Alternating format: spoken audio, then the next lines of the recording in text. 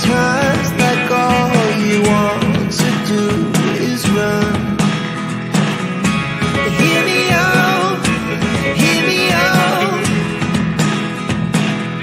If all the things you never show, there are the things I want to know. Secrets start in your heart to slow. But if you don't want to tell me now, I guess I'll never know. Losing almost all my energy. It's getting hard to talk to you, and I'm the only one who speaks. It's all the things you never showed.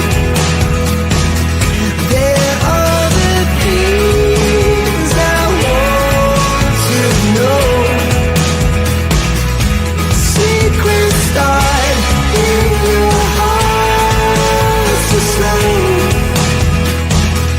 But if you don't want to tell me now, I guess I'll never know. Here we go. Okay, hey guys, welcome to the live. Thank you. Sorry, running a few minutes late there. But anyways, yes. So Alexza, Alexza, it's been so long since you've been on a live. I So I'm so know. grateful to have you here today and Me too. excited. Nice Yes, to be back. I mean, it's like, riding a bicycle. It's like you forget at the beginning. I was like, I need to set up things, but Oh, everything's wait. starting coming back. So, yeah, it's good to Yes. see everybody. I know, I know, I know. Yeah, a lot of And new names. So that's good. I was going to say just before the live, Alexa's like, happy birthday. And I'm like, oh, I actually kind of forgot. And then I Yeah, I listened. know. Happy birthday. Thank you. Now tell me, you guys, can you guys hear Alexza okay? Hi, guys. Hi, A. Hi, Henry. Hi, Damien. Tell me if you Yeah. guys can hear Alexa okay. Can you guys hear me? Any echo, anything? Stefa, I'm hello. Good to see you. gonna I'm gonna boost you up a bit there and see. Yes, your guys are good. Okay, perfect. Okay. Okay. So thank you guys for the birthday wishes that you guys left on the video yesterday and the ones that are in here today. Um, let's see here. I see that Lily. Thank you, Lily, for gifting memberships. You did 2 of them. I see. Thank you guys very much again. Um, 1 second here. So, welcome to the live, you guys. First and foremost, of course, Jack and Lily, uh, please hit that like and the share for Jack and Lily. This is what it's all about, bringing awareness to the case, talking about it as well, obviously. But anyways, I want to say I appreciate all the messages. Thank you, Schooner. Somebody actually, like I was telling Alexa just before the live, I guess the behavioral panel did Malaya's interview a couple hours ago. So thank you, Lee, for that. And I also want to say that a lot of people have been emailing me, but there's one person that I haven't said the name yet, but Robert, just so you know, thank you so much for the stuff that you're sending as well. But everyone that is sending me stuff through the emails, I really appreciate that. Sometimes it just really helps. Sometimes a couple people send stuff, it doesn't matter. It's one of those things, even if I've seen it, I appreciate it because maybe I haven't seen it. But thank you guys so much for that. Okay, so thank you guys. Thank you guys. Hi, Laws family. Hi, y'all. Hi, Tina. Support with Steph is in the house. Do we know her? Isn't she a troll? I know, my tree expert. Okay, Alexa. You know what? Again, thank you for joining the live today. We're gonna get on with it. Thank you guys so much. So Alexa, just tell everyone about yourself, how you became a criminal profiler exactly, and whatever you want to say. Well, the technical term I always say, and people are like, "What?" It's crime and intelligence behavioral analyst. So basically, I did from data, to see where crime exists, and we study crime. I also did profiling. I also did graphology. I did, and my specialty was body language. So that's so basically, when somebody commits a crime, there are many people involved, from the cops, from the detectives, and then they call, my unit. My unit is, sometimes if they have 5 suspects, they call me in to say, hey, we're going to interview them. We want you to be in the room, in the, behind the glass, and see, do you see anything? And obviously, I mean, body language is very controversial, because a lot of people say it's a pseudoscience, because everybody reacts differently, and I understand that. But you have to, after doing it after 16 years, you really learn to read people, and you really learn really quick, by looking and study them, and you have to develop a baseline first, and then you see anything. I mean, I don't believe that, because, sometimes you look to the right, or you blink, or you do that. That means you're lying. Anybody that says that, it's lying. But if it's the combination, you have to look at everything. If somebody is, when you're recalling a memory, you look a certain way, because you are accessing that part of the brain. But if you're doing that, and then you have a tick in your nose, I mean, some people have ticks. Like, remember, yeah, I said tick and I touched my nose. Remember, Doug Carter, from the Delphi case. He's one that has a lot of facial tics, and a lot of people were like, "Oh, but he blinked this way, he said this," and and they took it as, they read every single tick that he had. So until you understand that he has it, when you get past this tick, then you're able to read. So that's how I go. And that's why I told you yesterday, give me as many interviews as I can, so I can do a baseline, and then I can sit from here and see if somebody's telling the truth. Obviously, there's certain things, if you're a pathological liar, it's a little harder to read you. If you are medicated, there's certain things. But at the end of the day, anybody, you can tell there's little things that give you away, that your body. Because it's something you have to, when lying is not something that comes naturally. So the truth comes naturally. When you're lying, you have to embellish. And when somebody does embellish, you're putting so many details. Like, if I ask you, Sunny, how many rooms does your house have? And you say 3. Yeah, And let's then see. if you start, yeah, but Alexa, if you start telling me, I have 3, but I have this, I have, so that's what we look. And of course, micro things. Alexa, Again, Alexa. I move back. Well, your mic, you are kind of. You know what? Do me a favor, Alexa. Go back out and come back Yeah. in. Mute that Okay. out. Let me go back. Okay. I Thank will. you. You're Thank you, welcome. guys. Yeah, I know. Um, that's what we were testing like before the live, because kept saying to her, I'm having a hard time hearing. And then when she backs away and stuff like that, then it's hard to hear. Normally her sound isn't that bad. So 1 second. I had to analyze body language. Can you Let's see. now? Is it better? At the moment, let's see. We'll see. Yeah. Alexa sounds like she's underwater. I have no idea why. I That's mean, better. That's better right now. it sounds better. Okay. I'll keep it Yeah. like this. I'll try to say here. I will not move. Okay, Hopefully so it's I'm better. sorry to cut you off there, No. yeah, it was getting hard to hear. Yeah. No. So no, no, nothing. It's covering my microphone. No, you're good right now. You're good right now. Can you hear me? Is it a little Yeah, bit better? yeah, right now it is. Okay. Yeah, Okay. So I'll let's let you say know. like this. So Yeah. sorry. No, no, no. So what I was saying is, reading to learn how to read people, you have to, not only the body, but also what they say. I mean, I'm not a statement analysis, but, everything works. The words that people use, and also how people move. And those are the things that we're going to see today. And, like I was saying, lying is something that doesn't come natural. I mean, for some people it does, but most likely it won't. So you have to embellish. People start to embellish. And in here, you will see where the I believe that there's embellishment. That, people are not telling the truth in this case. Yeah, that's an understatement. you know, and that's she said. So you guys, of course, for anyone coming in again, Alexza, criminal profiler, she criminal profiler, body language expert, graphologist as well. But in this case, there's nothing to do with writing. and stuff like that. So uh, she's been on our channel many times back in the Delphi days and stuff like that. Has been a good friend, and it's one of those friends like Charmaine or Melissa. Just you meet people and you don't even have to talk for months or whatever, and then you just kind of pick up where you left off. Anyways, Alexa knows I appreciate her very much. She's just a straightforward shooter, okay? So she's not here to, we'll call it pussyfoot around either. She's just a straight shooter on how she speaks, and I love that.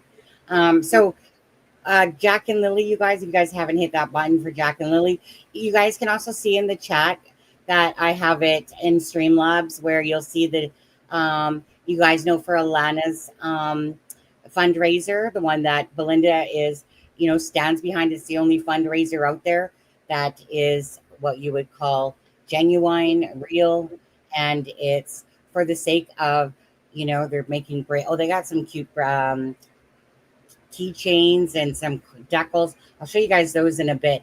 But anyways, I got some bracelets that I ordered. I did the $10 on the block thing as well.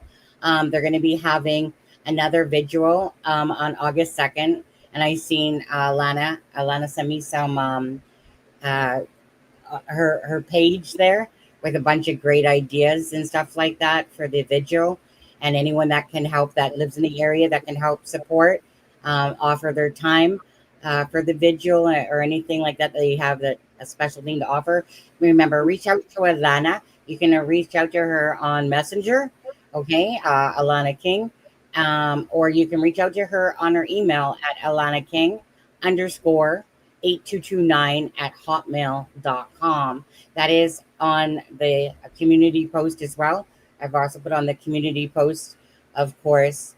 Let's see here. Let me just pull that up really quick for a second, Alexa. Um, do. Right here. Okay. So again, missing Lily and Jack. This is the website here. Find Lily and Jack. So you'll see that show up by Streamlabs there to come up for you guys. For anyone that, again, wants to help out, wants to purchase some of these wonderful decals and keychains that they got going on. And Melinda suggested flags as well. So they got those coming for the cars. And it's just really about, helping with posters like the fundraising is going 100%, of course, to Jack and Lily stuff, the awareness, posters, the bracelets, the decals, all that stuff. And of course, we know that should the situation turn into not one that we don't want to hear, they're going to have a buddy benches for Jack and Lily. And obviously, if Jack and Lily are still with us, which we all hope that they are, Yeah. absolutely. Then the funds will go to Jack and Lily. So there is a GoFundMe as well for people that just simply want to help donate. But go over to, like I said, the link is there. That will show up in Streamlabs. Okay, guys. And I'm just going to quickly drop this down now as well. Isn't it so heartbreaking, Alexa? Just Yeah. whenever you see, Alexa has twin boys. Um, and actually, Alexa's birthday is on my son's birthday, January Mm-hmm. 4th. but Yeah. but is it's just so heartbreaking It is. um, when you see these beautiful children, as with other cases, Yep. it's just heartbreaking. Um, Especially I- the kids, kids don't go missing, you know. Kids don't exactly. go missing. There's not a pair of earrings. Something has to happen to those kids to go missing. So kids, I hate when people say, "Oh, but there's the kids go missing and we give the data." No, kids don't go missing. People do something to those kids to go missing. Absolutely, So absolutely. let's Let keep me that in mind. Hmm. Alexa, I'm just going to quickly play this because I didn't realize this was here. I'm just quickly going to play this little video that's on here, as long as it's not got music. I'd like to thank Lana and Bree for doing such a wonderful job with the fundraising and for having boots on the ground first thing, trying to figure out what they could do to help. This helps to support the bracelets, sweatshirts, t-shirts, banners, anything to promote the awareness and spread of Jack and Lily being missing. Um, there were questions I know that people were wondering, well, all monies that are donated, what happens afterwards? The children returning alive, it will go to support them and whatever they need. If, on the other hand, things aren't good, we want a couple of benches put at their school. The kids loved school. It's the only pictures I see the most smiles from Jack is when he was going to school. So we would like to have buddy benches at the school. Any remaining money after that, we want to see it go to the search and rescue. They're the ones that they gave it their all, and this will help so many more children in the future.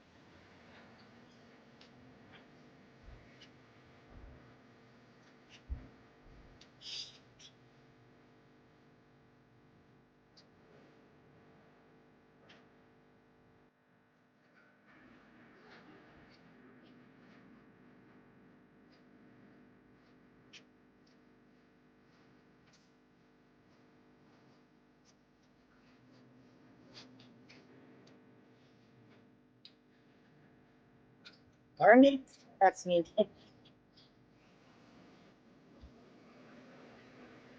Thank you, everyone, and much love to you all. Perfect. Here, I was sent that the other day, and I only listened to a portion of it just at the start, and I was like, oh, I'm going to remember to play this, and I totally forgot. And then I just saw it here, and yeah, uh, thank you, you guys. Thank you, Lana, Bree, everyone involved. Christine, who made the website. Belinda is the paternal grandmother that you heard speaking. Alexa, of course.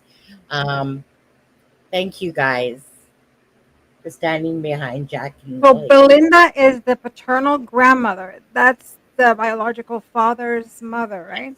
Yes, But the biological father is not involved, right? correct. No. Gotcha. But Uh, even, even in her voice, like I don't know if you guys can feel, like you can feel a connection. You can feel her pain. Her voice goes up and down when she's talking. And she's even, has the empathy that she says, even to the people, even in all this thing that she's going through, she still has time to think about the people that are looking for her grandkids. So keep this in the back of your, keep this, you know, act because we're gonna come back and access it later when we watch the videos and we're going to compare them. yeah. Anyways, my goodness, I wasn't expecting waterworks, but it's Yeah. just so heartbreaking, It especially is. when, like, Belinda did an interview, OCBC National and whatever, and anyone that didn't see just the pain, like you were saying, Yeah. just the hurt, the love, and just broke your heart watching Yeah. it.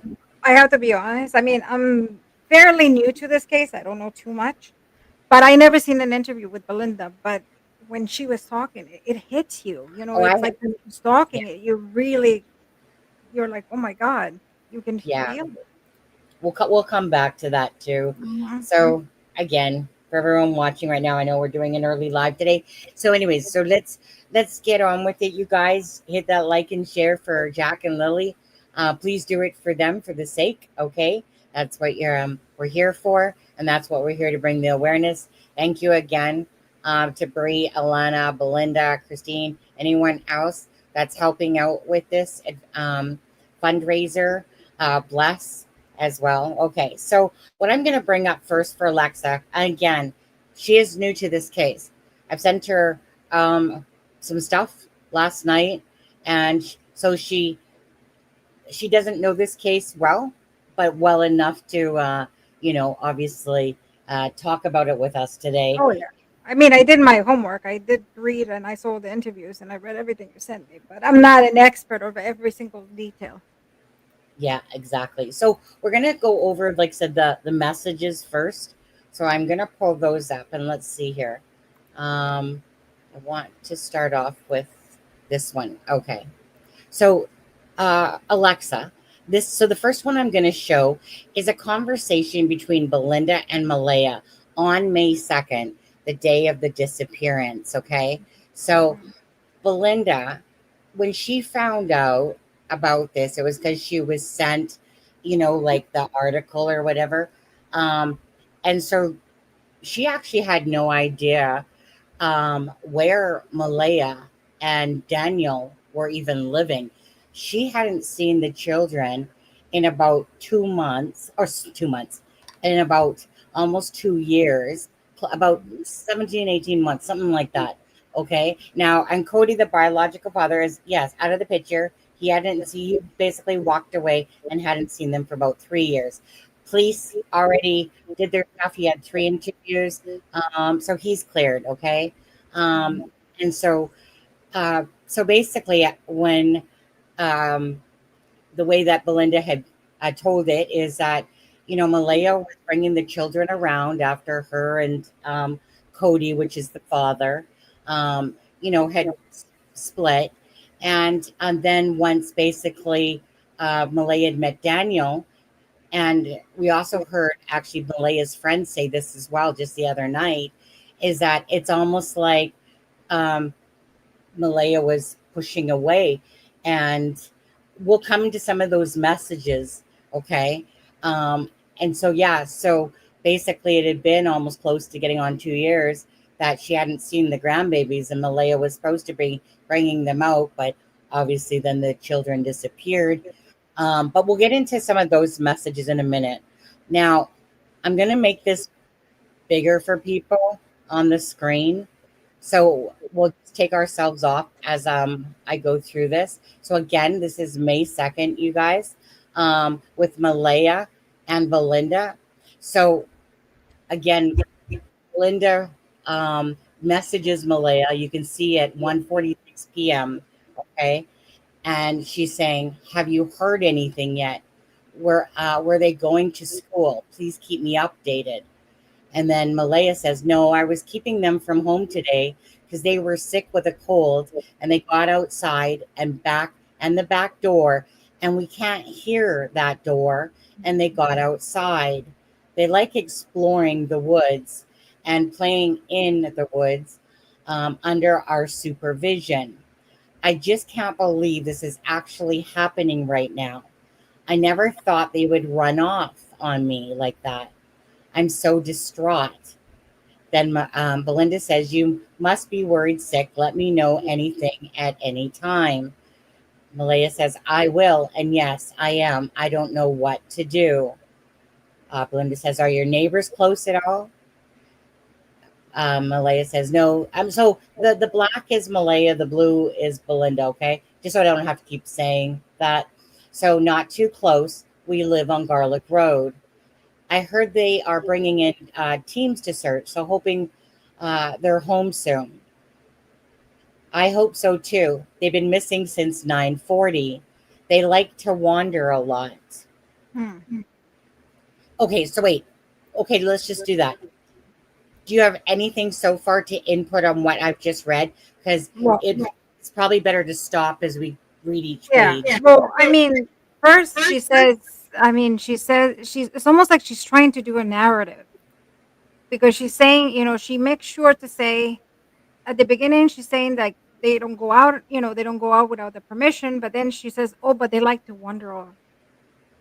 So it's almost like, and another thing that she says is, so she heard that the kids went out. And then she says, but they're never outside alone. Isn't that a contradiction? I think so. You So, know. okay, so keep going. So those Yeah. things, caught my eye. So keep Okay. going. Thank you guys.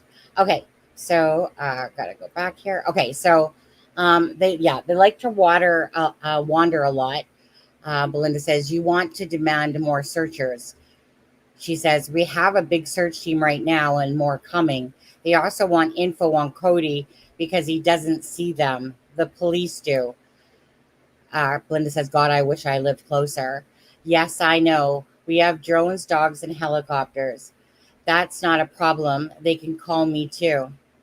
That's about Cody. Okay, I might get on the phone with the police. Or I might get you on the phone with the police.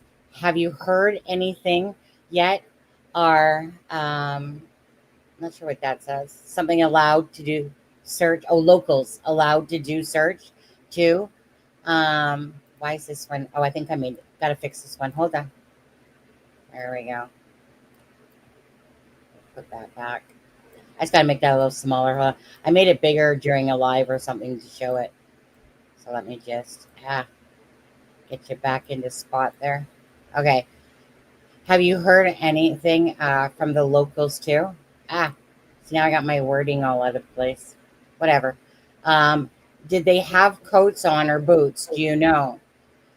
Not yet. They have boots on, and Lily has her white backpack on with strawberries, and she should be in pink, and Jack in dark colored clothes. Jack has dino boots. Lily has pink boots. Okay. Is there anything there, or do you want me to go on? No, no, go on. Okay. So, so this is about the boots still at the end. Mhm. Do they have coats? No, they didn't have the coats on. Oh my God, they must be cold. Are they allowing anyone else to search? You are welcome to come search with people. However, the search and rescue don't want too many others in the woods because they are going to, by protocol, many are suspecting that they were picked up by somebody because there is no trace of them or Lily's backpack. Did the dogs pick up a scent at all? Do they go outside? She said no. Do they go out to the road? Here we go again. Normally, no. But if they were in the front yard and someone stopped and convinced them to come over, they would go. They don't understand stranger danger. Okay. Anything to say there? No. Okay. Second. Okay. Let's see. Let's see. The police want to really broaden their search and plug highways. That should have been done first thing. Yes, we are telling them that because they should have been found by now. Jack has trouble going through the woods, and normally they don't go out of the yard. I'm so sorry. I'm sick to my stomach. I know. I'm sick and scared, and I don't know what to do. I feel helpless. I do too. Try and stay positive. I'm thinking nothing but positive. I want my babies home. Hi, honey. And this is May 2nd at 9:09 p.m. Hi, honey. Do the police have any ideas yet? We will be up there in the morning to help. The only bloodhound in Nova Scotia is out looking for them, and they have a better chance of finding them because they can track their scent. Thank you, Belinda. Any help is best. I'm so scared, worried, and I don't know what to do. I know. Stay strong. A lot of people are doing their best and keeping them in their prayers. And then it says, what's your house number? I'm praying and praying. I want my babies home. I'm so sick. 1407 Gairloch Road. We all know that. See you tomorrow. You have your family with you, I hope. Yes, everyone is here, even people I never thought would be here. And then she says, good. The more people. One sec.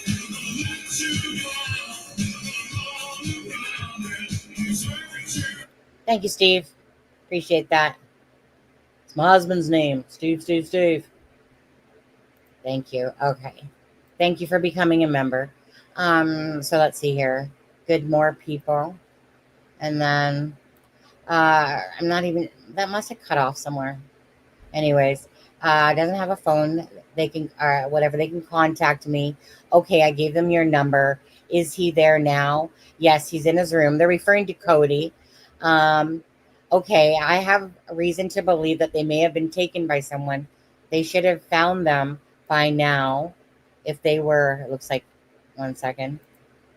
By now, if they were in the woods. I am thinking the same thing. That's why I think they should have issued an Amber Alert. Yes, I want an Amber Alert issued. They told me that they were sending one out at 2 p.m. yesterday. They only put out the alert for vulnerable persons, something your way. It should have been Amber province wide. Yes, I agree completely. So the bloodhound didn't find anything? No, not a thing. Are they still searching the woods? Yes. But no helicopter, drones, or dogs till the morning. Okay, we are headed out tomorrow to help. Thank you. See you then.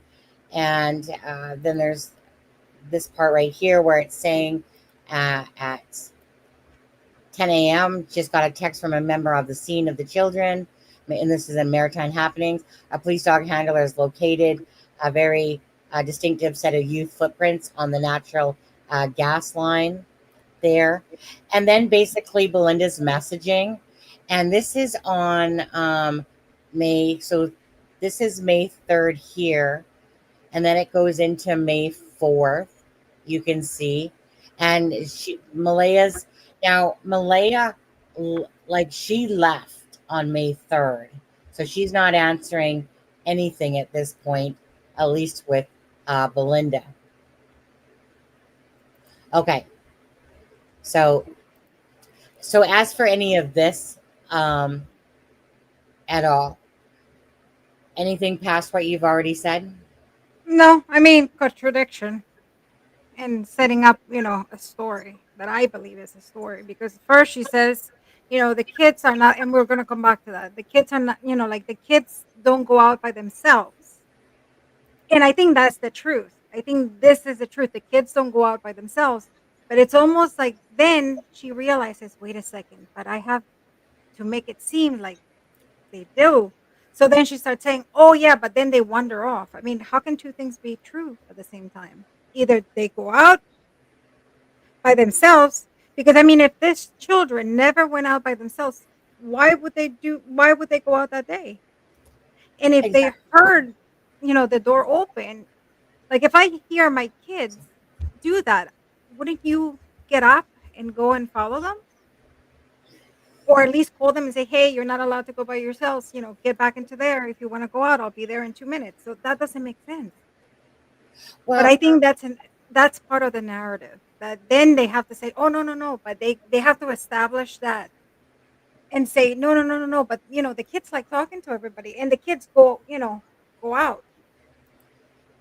Well, So I was gonna say because on there, right? She said again, it's kind of like, and this is just picking it apart, of course, guys. mhm. Um, she says no, normally no, that they don't go to the road. What do you mean normally no? So you said they're always underneath your supervision. You're portraying that to us. You're portraying a silent door.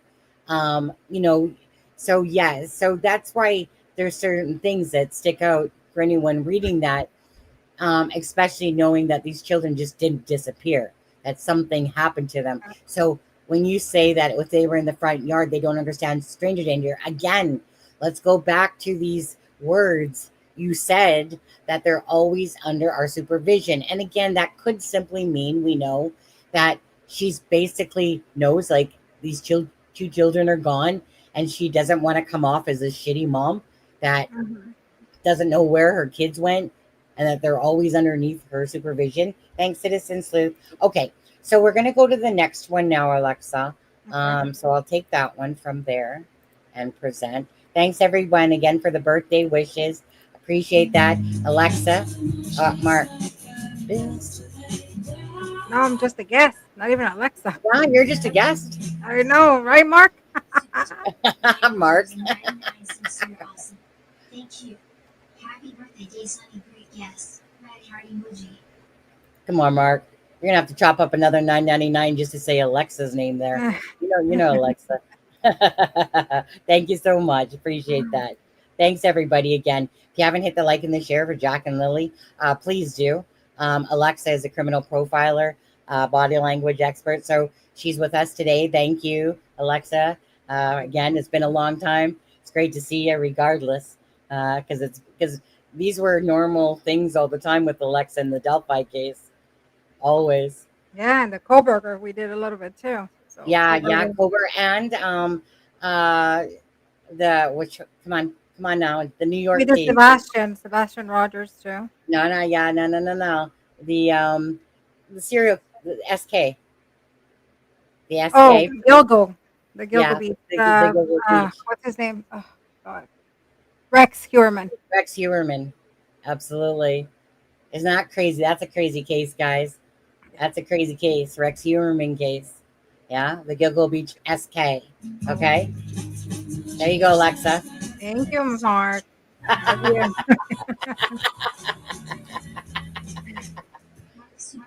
Uh, let's just hear it.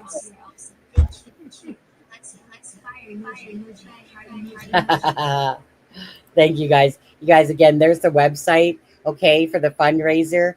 Any tips and stuff like that as well, go check it out for Lily and Jack. So I appreciate that. Okay, and so I'm going to bring up the next one here. So I'm going to close. Well, no. Yeah, I'll close that one off so I don't confuse myself.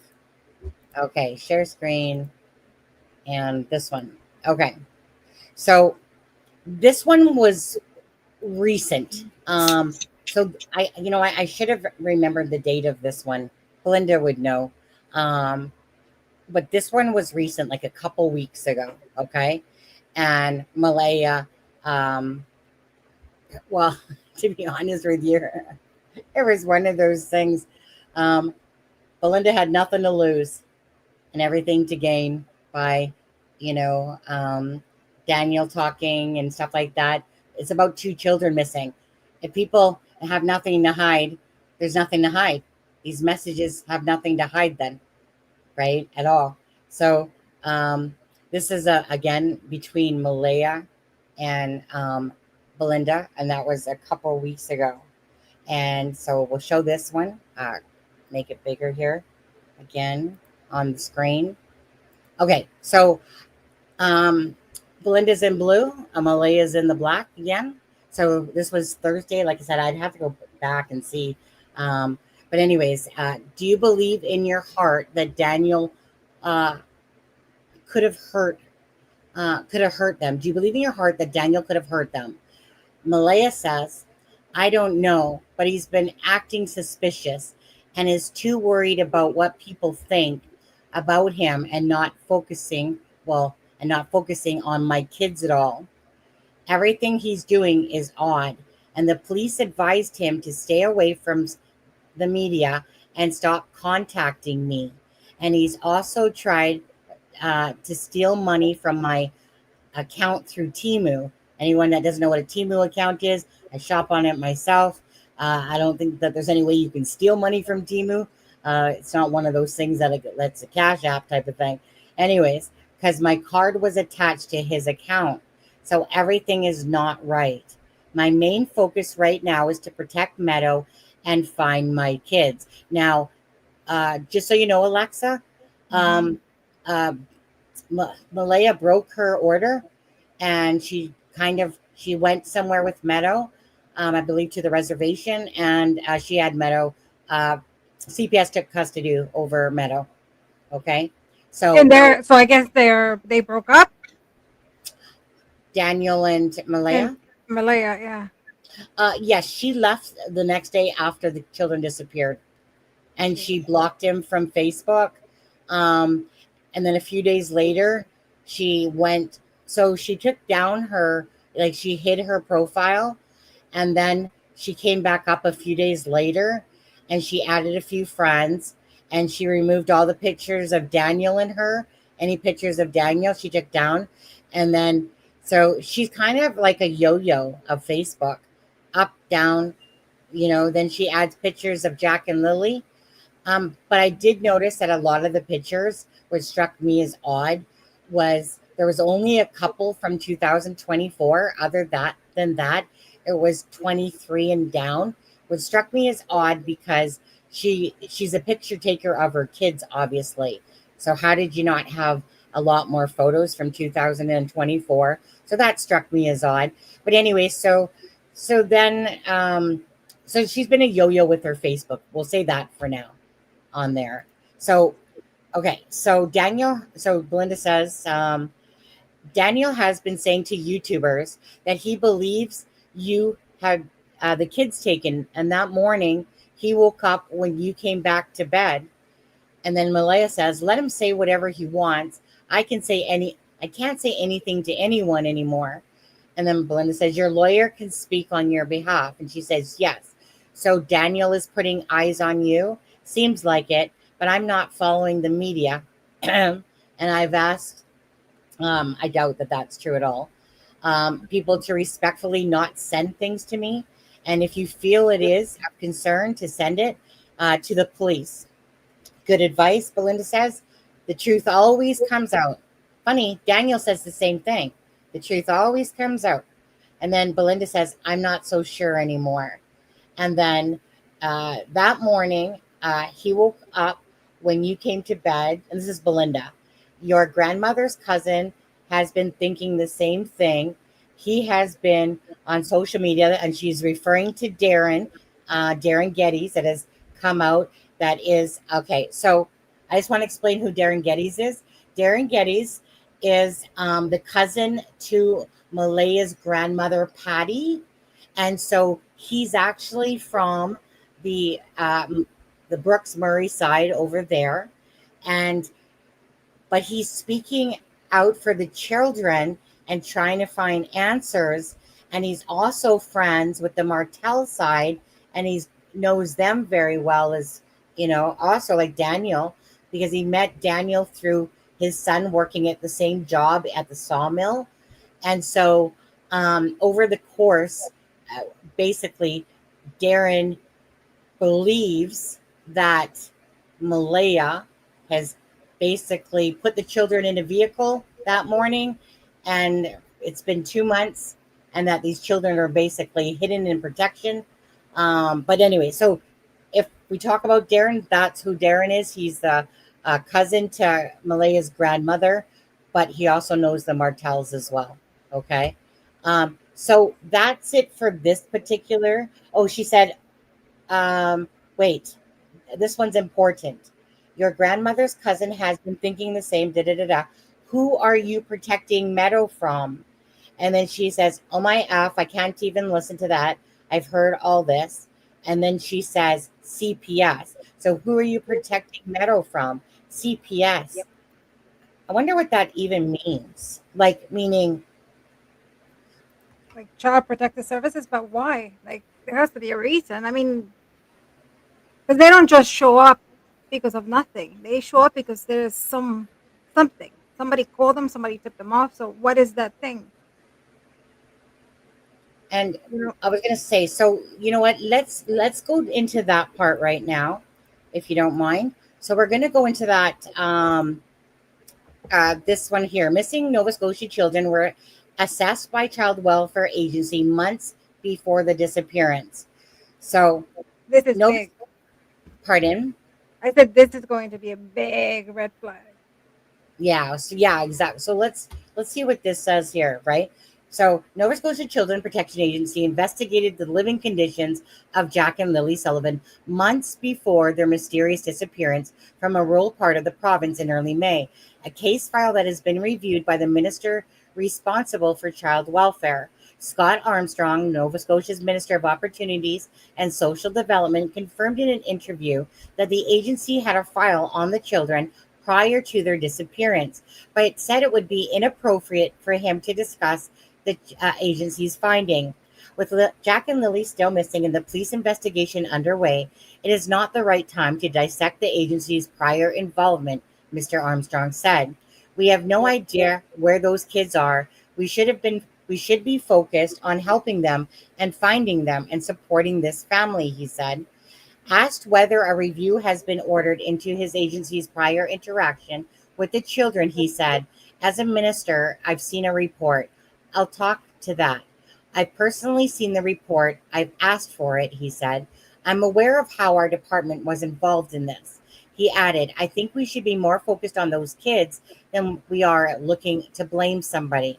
Mr. Armstrong said, there may come a point when the agency's involvement with the children is deserving of more scrutiny, but now, 7 weeks into their disappearance, it is not. Daniel Martell, who is the common law relationship with the children's mother and was living with them when they went missing, told the Globe and Mail in an interview in May that a social worker with Child Protective Services visited the home several months ago. The visit was prompted by concerns that they have been relayed by. You okay there, Alexa? Yeah, You good? yeah. Sorry, I just Okay. got something. Whoops. Give me a second. Got to go back to it. Okay. Um, the social worker with Child Protective Services visited the home several months ago. The visit was prompted by concerns that have been relayed by someone at the children's school and related to their developmental delays, Mr. Martell said. The children's mother, Malaya Brooks, said she had no comment in relation to Child Protective Services involvement with Lily and Jack. Mr. Martell said he had nothing to do with the children's disappearance and has nothing to hide. I'm keeping the story alive and keeping everyone's hopes up, not just my own. Mr. Martell told Globe and Mail in May. He also said Mrs. Brooks Murray, which is Malaya, had no involvement in the disappearance. I know Malaya has nothing to do with anything. Child welfare authorities investigate when a report of a suspected abuse or neglect is received by the agency. In Nova Scotia, every person has a legal obligation to report their concerns of suspected abuse or neglect. The law stipulates that the teachers and other childcare workers have an added duty to report. The disappearance of Jack and Lily have prompted one of the largest ground scale searches in the province's history. Mrs. Brooks Murray told police that Lily, 6, Jack, 4, wandered away from their home in Lansdowne on May 2nd, while she and Mr. Martell and her then common law partner were sleeping. Earlier that same morning at around 6:15 a.m., she reported both children would be absent from school, according to Mr. Martell. He told the Globe and Mail Lily had a cough and Jack was kept home as a precaution. And the RCMP Major Crimes Division, involved since day 2 of the search, has since seized electronics from the children's home, conducted polygraph tests, analyzed hours of video footage from the roadside outside of their residence, and searched septic systems and abandoned mine shafts in the area. So far, the children appear to have disappeared without a trace. The division, whose primary role is to investigate foul play and homicides, has repeatedly said that there is no evidence the children were abducted. The day after the children were reported missing, Mrs. Brooks Murray left her home in Lansdowne. She cut off contact with Mr. Martell and later changed her Facebook status to single. Nova Scotia and Ontario are the only 2 provinces without child and youth advocate. Both provinces rely on whatever that word is, ombudsman, to impartially investigate complaints. The role. Okay, so I think we can kind of stop there. With this, what's your thoughts here, Alexa? Well, I mean, again, that's a big red flag. I mean, the fact that CPS was involved in this case. And I mean, if you know about other children's disappearances, they all have that in common, that usually CPS is involved and then the child or children go missing. So this is big. I mean, I didn't know. I thought it was a rumor. I didn't know that it was true. So now I mean, obviously, we don't know exactly why was it cold, but we know it was cold.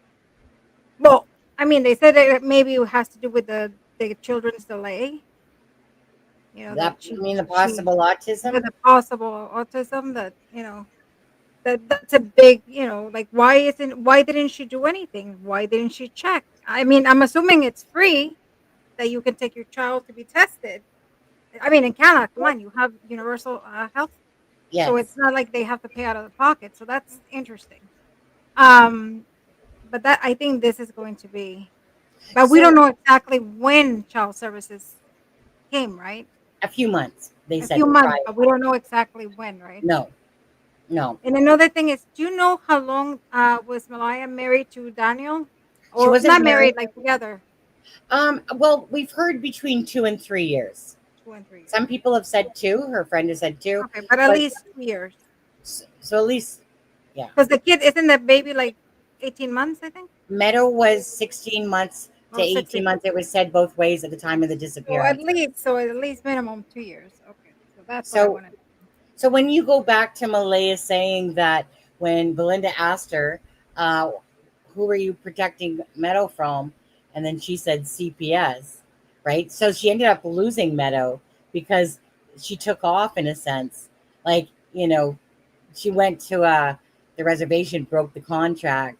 I kind of felt in my heart, and I could be totally wrong, but I kind of felt that she didn't want Daniel to be able to have visitation rights because Daniel, um, he actually just recently got to see under supervised visits Meadow finally, just like a week and a half ago, 2 weeks ago, um, and so hence why Daniel has a picture of him and Meadow Maybe. on his Facebook now.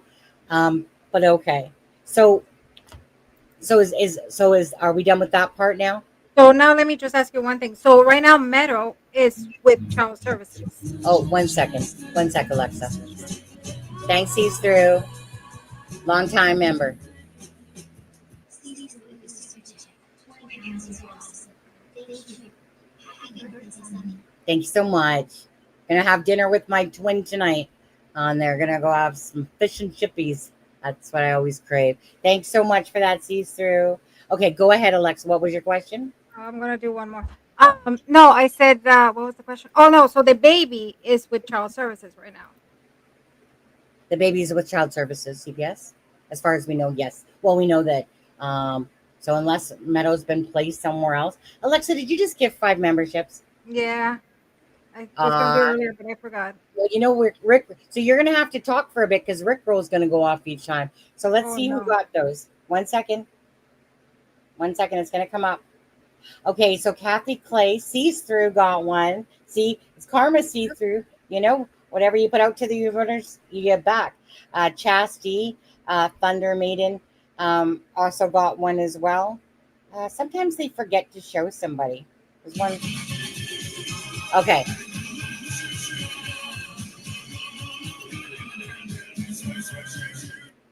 thanks, Alexa.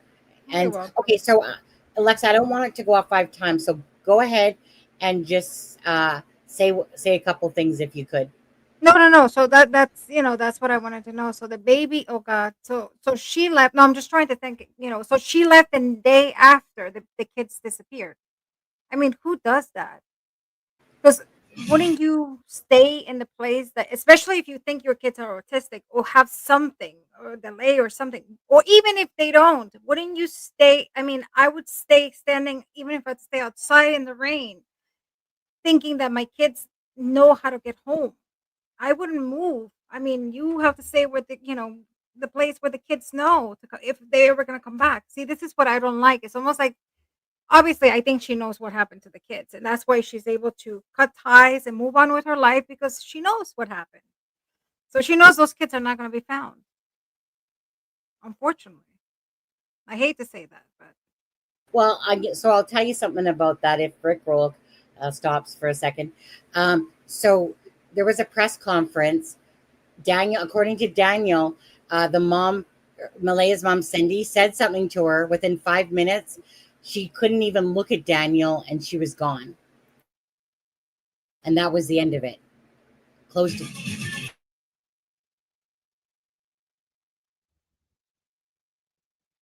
are we done with the? Sorry. So, but yeah, so there's this press conference that happened. I don't know, something about an ambulance and something about anxiety or whatever. But anyways, so according to her friend, she couldn't drive her own car because she was so, you know, filled with anxiety and stress or whatever. But anyways, according to Daniel, Daniel's the one that said that she couldn't even look at him.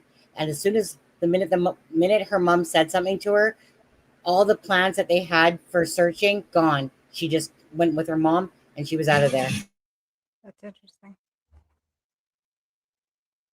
In that interview that she does, how far, when does she, timeline? How many days after the kids went missing? I think it was the next day, right? The 1 or next 2 day, days. May 3rd. The Yeah. next day. That's what I thought. Yeah. Actually, Crime Courtroom Confidential. Her name is Bav, wonderful lady. She's a child protection lawyer in the United Kingdom. She was on here about a week ago. Hi, Bav. Nice to see ya. So that's interesting. But, okay. But we'll talk when we get to her video. I was going to say, so let's do, so I want to go back to the conversations and get those out of the way. And the next Okay. ones are Daniel. Okay, so we'll get those. We'll do those ones. Thanks, Bev, for becoming a member. Okay, let me just get rid of this one now.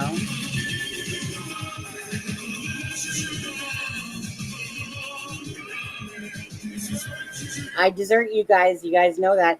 I desert you for freaking cheesecake, fish and chips, pretty much a lot of things, to be honest. Just kidding. I wouldn't desert. Yes, I would. No, just kidding. Thank you guys. Don't forget, for anyone that's in here, please hit that share, of course, and the like button. Please do that for Jack and Lily. And of course, bringing awareness to this case. Nice to see in here Joseph Morris, a YouTube creator out of Canada himself. And anyways, it's a very it's a case out of Canada that's close to our hearts, obviously, because most of the cases a lot of times we follow are the American cases and stuff like that, or across the pond. But Jack and Lily is stolen our hearts, and a lot of people's hearts at that, and we just want them, to know what happened. We want answers.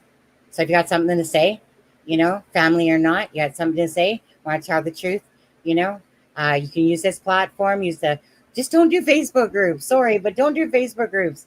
That's just a whirlwind of hurt right there. But that's what I'm going to get into that later, because I just don't get this stuff. Like, why would you use Facebook groups to literally, talking? Maybe they're just dense to Facebook groups and don't understand how those things happen. Like, well, that's like, sorry, no offense. Yes, take offense to this if you want Facebook groups, except for Lana's. But I just don't get it. It's the worst place to ever go if you literally want to be heard. If you want to get things twisted, you definitely want to go there. Hi, Native Girl. Thank you for gifting a membership. All right. Okay, so let's get back into sunshine on a rainy day. You got that membership. I get it. See you later, folks, when it comes to great food. I love food. I know, right? Last night, I'm just not going to lie, Alexza. Last night, it was like, I think, like 11:30 at night. And kind of when I was talking to you. Mhm. Thank you, guys. Birthday wishes. I made myself a Whopper freaking waffle cone with ice cream, the Neapolitan kind. And I Mhm. think I was having that as around I was talking to you last night on there. Okay, let me bring that up. Once in a Thank you. while, it's good, right? I mean, it's your birthday, so. Absolutely. Thank you, Sailor Moon got that one, Native Girl. Okay, so let me bring that up. 1 second.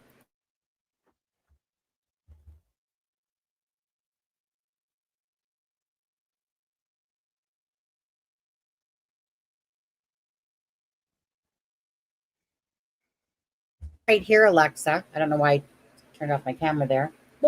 So this one right here is going to be the not all of it, but most of it. The conversation with Charmaine. But I just took out all of her stuff because anyone that's following this case, again, should know exactly what this means.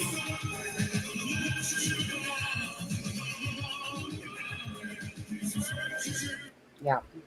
Well, and we'll get into that talk in a little bit here. Okay, so it's 3 o'clock. It's 5 o'clock. You got about an hour and 15, right? Yeah. Yeah. Okay. Okay. Sailor Moon. I remember Sailor Moon. Okay, so we better get into this faster then. Okay. Okay. So right here it says, so Daniel says Malaya's time of 10 a.m. is false. We can leave it at that. She refers to me as her partner is weird too in that interview. Okay, so why? So I don't even understand why Daniel even bothered to say that, because the police said that the call came in around 10. So who cares? 9:40, 10 o'clock? In a sense, like, meaning it makes it sound suspicious the way he words that, as if Mhm. Malaya is a liar. Anyways, so she never does wording like that. He says, I love her more than anything.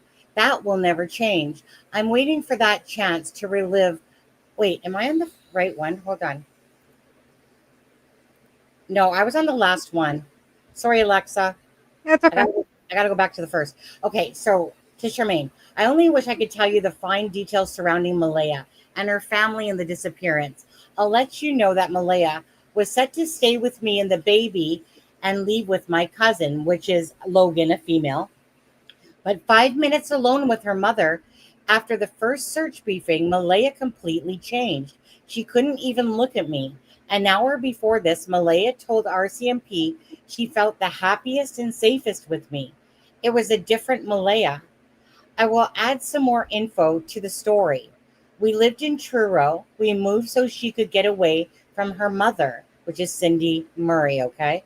Malaya couldn't stand being around her anymore. Malaya asked me many times recently in the last few months if she should cut off her mother from her life. I always said no, that's your mother. Lily always tried to take her backpack outside because it was her play backpack. My other daughter, which is 8, because he has 2 children from a previous relationship with Christy, I taught her to do that when me and all the kids would play treasure hunt outside. Malaya put Lily and Jack on the back burner, and when Meadow was born, I ta-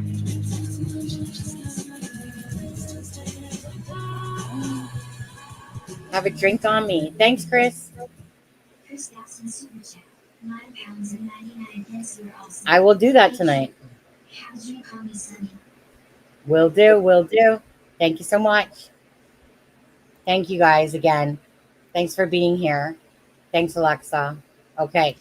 You're welcome. So so it says, so we would play treasure chest hunt outside. Malaya put Lily and Jack on the back burner when Meadow was born. I taught Lily and Jack everything from training to getting looters from their mouths. I did everything for them. Lily and Jack called me dad and came for me for everything, never Malaya. She had no control over the kids. The kids were wild and were well behaved with me, basically. Promised myself I'd always be there for Malaya and the kids, and I'm going to hold to that promise. And then again, these are just cut out parts from the conversation with Charmaine. I'm not being negative towards Malaya. I love her, but I'll never lie because that's just not me. I say the truth even if it hurts. I'm sorry to say, but I live in a reality, and reality is what it is. Her mother seized her phone and probably her car keys. Or probably has her car keys. I know this because when my cousin Logan called her phone on a private number, her mom picked up and said, Malaya's phone, who's this? Her mother has something over her head of some kind. After her and her mother talked, Malaya was not the same. She seemed scared. And this is talking about Cindy. She's a psychopath. I know that because she displays the traits, and I was only waiting for one trait to be exposed, and that was no empathy. And I finally seen it on full display when she never shed a tear that day of the disappearance. It's effing beyond sad. My heart breaks for Malaya. No eye contact. Let's see here. Online is going after her. Not me anymore. I passed my lie detector test. I told you I don't lie and tell the truth, says the liar. Sorry, Daniel, but you lied. Now they are hiding, hoping all this blows over, but I'm not letting it. I'm doing everything I can for these kids. She does no media. I do media for Lily and Jack. They need someone to speak out. He says it took RCMP 12 minutes to arrive on site, and Malaya's mom was there a few minutes later. She lives 1 hour and 16 minutes away. You tell me if that's strange. I tell the truth, but I can't comment on anything that will harm the investigation. Homicide detectives came right and told me, we know you have nothing to do with it. I was the one who said, here's my phone, and asked for a lie detector and said, let's do it. Okay, 1 second. Is that the same? I'm on this one. Okay, so I'm on this one next. Malaya.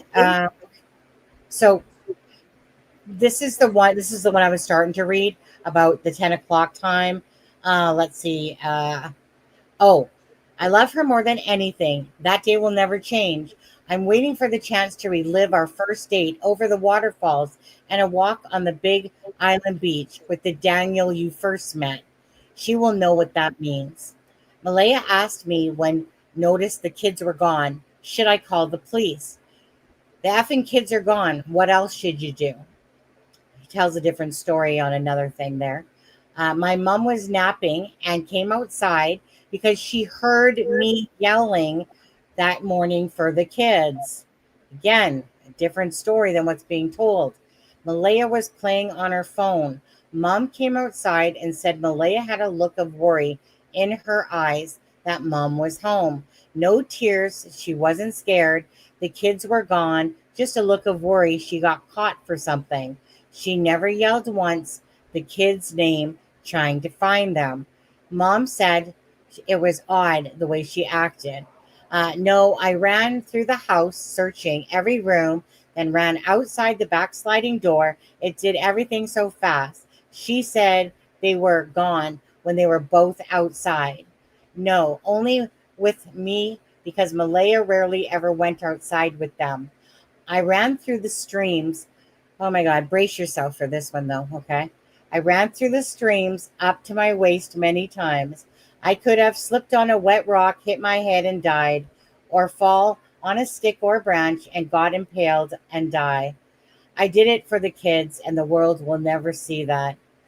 And then that's when he messages Charmaine, because from the live we did, remove it all, remove it all. It paints Malay in a bad light, right? When we're saying, well, what great light did you paint her in anyway? So we can use information. Well, then that meant, I guess we could have used zero then. But anyways, so he said, just please remove it. People are odd. Next thing you know, Daniel says that he got a phone call. The detectives are saying that Malaya was getting threats and blah, blah, blah, blah, blah stuff and whatever. So on that one right there, was there anything that you wanted to go over with Daniel and talking I about? mean, we'll go more when we get to his video, but it's always me. Look at me. I am the hero. I went, and he mentions it in the video too. Again, I went into water waist deep and I almost killed myself. It's like the hero. So Yeah, but it's that's how. never about the two kids that are missing. It's always about the parents, not the kids. I never heard, oh my God, if you're out there, if somebody has my children or that has the kids, please bring them back. Please don't hurt them. Just let them go. Or babies, I love you. Yeah, Come back home. I don't, well, we'll talk when we get to the video. correct. And I think most of us, know this, right? It's what people wouldn't do. Um, So anyway, we'll go to the last one. So the last one, this was a few days back. For this one, all I did was to take the screenies again, even though I do have the actual conversation. But I just chose to only show because I didn't feel like sitting there spending forever and a day cropping out people's names and freaking avatars. And for people that know the case, understand what these Mhm. screenshots will mean. But anyway, so we'll present that share screen. Let's see. This will be the last one of the messages I'll be showing. Okay. So she will go as long as she can, but will crack after her mental health is put to the test with exams. I'm saying too much. I believe they are alive, and Malaya knows who drove them off the property. Malaya will crack soon. Not one person in her family speaks to bring the kids home. That's true enough. No one knew. It started after Meadow was born. About the postpartum is what he's talking about. Basically, pushing Lily and Jack away after Meadow was born. She also said that the kids are in the woods. Stupid me believed that, and I searched and searched. They can't. They can't. Then the kids would be moved to a different location. I think that's meaning that they can't speak out, like the Brookside or whatever. Um, I believe they are alive, and Malaya knows. Okay, we see that. She will go as long as she can, but will crack after mental health. If we saw that, why am I looking at the same thing here? She was going to break. Oh, she was going to break that day. That's why she made the mistake with Meadow, meaning that she went and left. So I think the case there was that Cindy Murray, that Malaya had to be supervised, right? And Cindy Murray being the mother, and she went off to the reservation, and next thing you know, so she broke the order, and then that's when CPS stepped in and took Meadow. So meadow. Pretty much is how Malaya has been perceived, is that it was just all about Meadow. Yeah, we know him. He's Malaya's family. They're talking about Darren Getty's there. Um, Daniel says, my kids, yes, great with mine. He has 2 kids. How did Malaya act with his kids? My kids, yes, great with mine. It's ruining all of this. It's ruining all of the province's faith. Um, well, to be honest with you, I think that's more to do with you guys not telling the truth. Yeah, she wanted the birth certificate, school pics, and 1 stuffed animal for Lily and Jack. And that's there was more. So Lily was a unicorn, Jack was a dinosaur, Meadow was a giraffe. That's what Daniel said in his interview. No one good thing. She went on and on about trauma for the first year, over and over. I had to say to her, stop it. Um, and then Daniel says yes to something, whatever. It's not her hiding them. See, he has this protective thing to Malaya, right? And as you can probably see, he's probably a drooling puppy, wanting Malaya back, and instead of worrying about the kids, but whatever. I can't go on to the res. She belongs to it. It's too dangerous for me. She doesn't have the mental, okay, this is priceless. She doesn't have the mental foresight to understand the complex nature of what she was about to do. 2 missing kids at the same time, 1 in a million. She fell in love with Meadow, and Jack and Lily fell to the wayside. I lived it. I took care of Lily and Jack. She only cared for Meadow. She doesn't want them, only Meadow. Daniel, was Malaya good around your kids? And that's when he says, yes, great mind.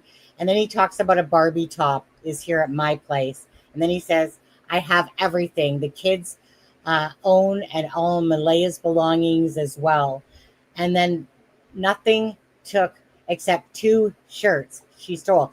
So randomly, Alexza, about a week ago in Dolly's chat, all of a sudden Daniel starts basically saying this, that there's 2 items that were taken by Malaya or her family, whatever, and that if the kids happen to be found with those 2 items, almost to say it was a trap, like, right, to blame him.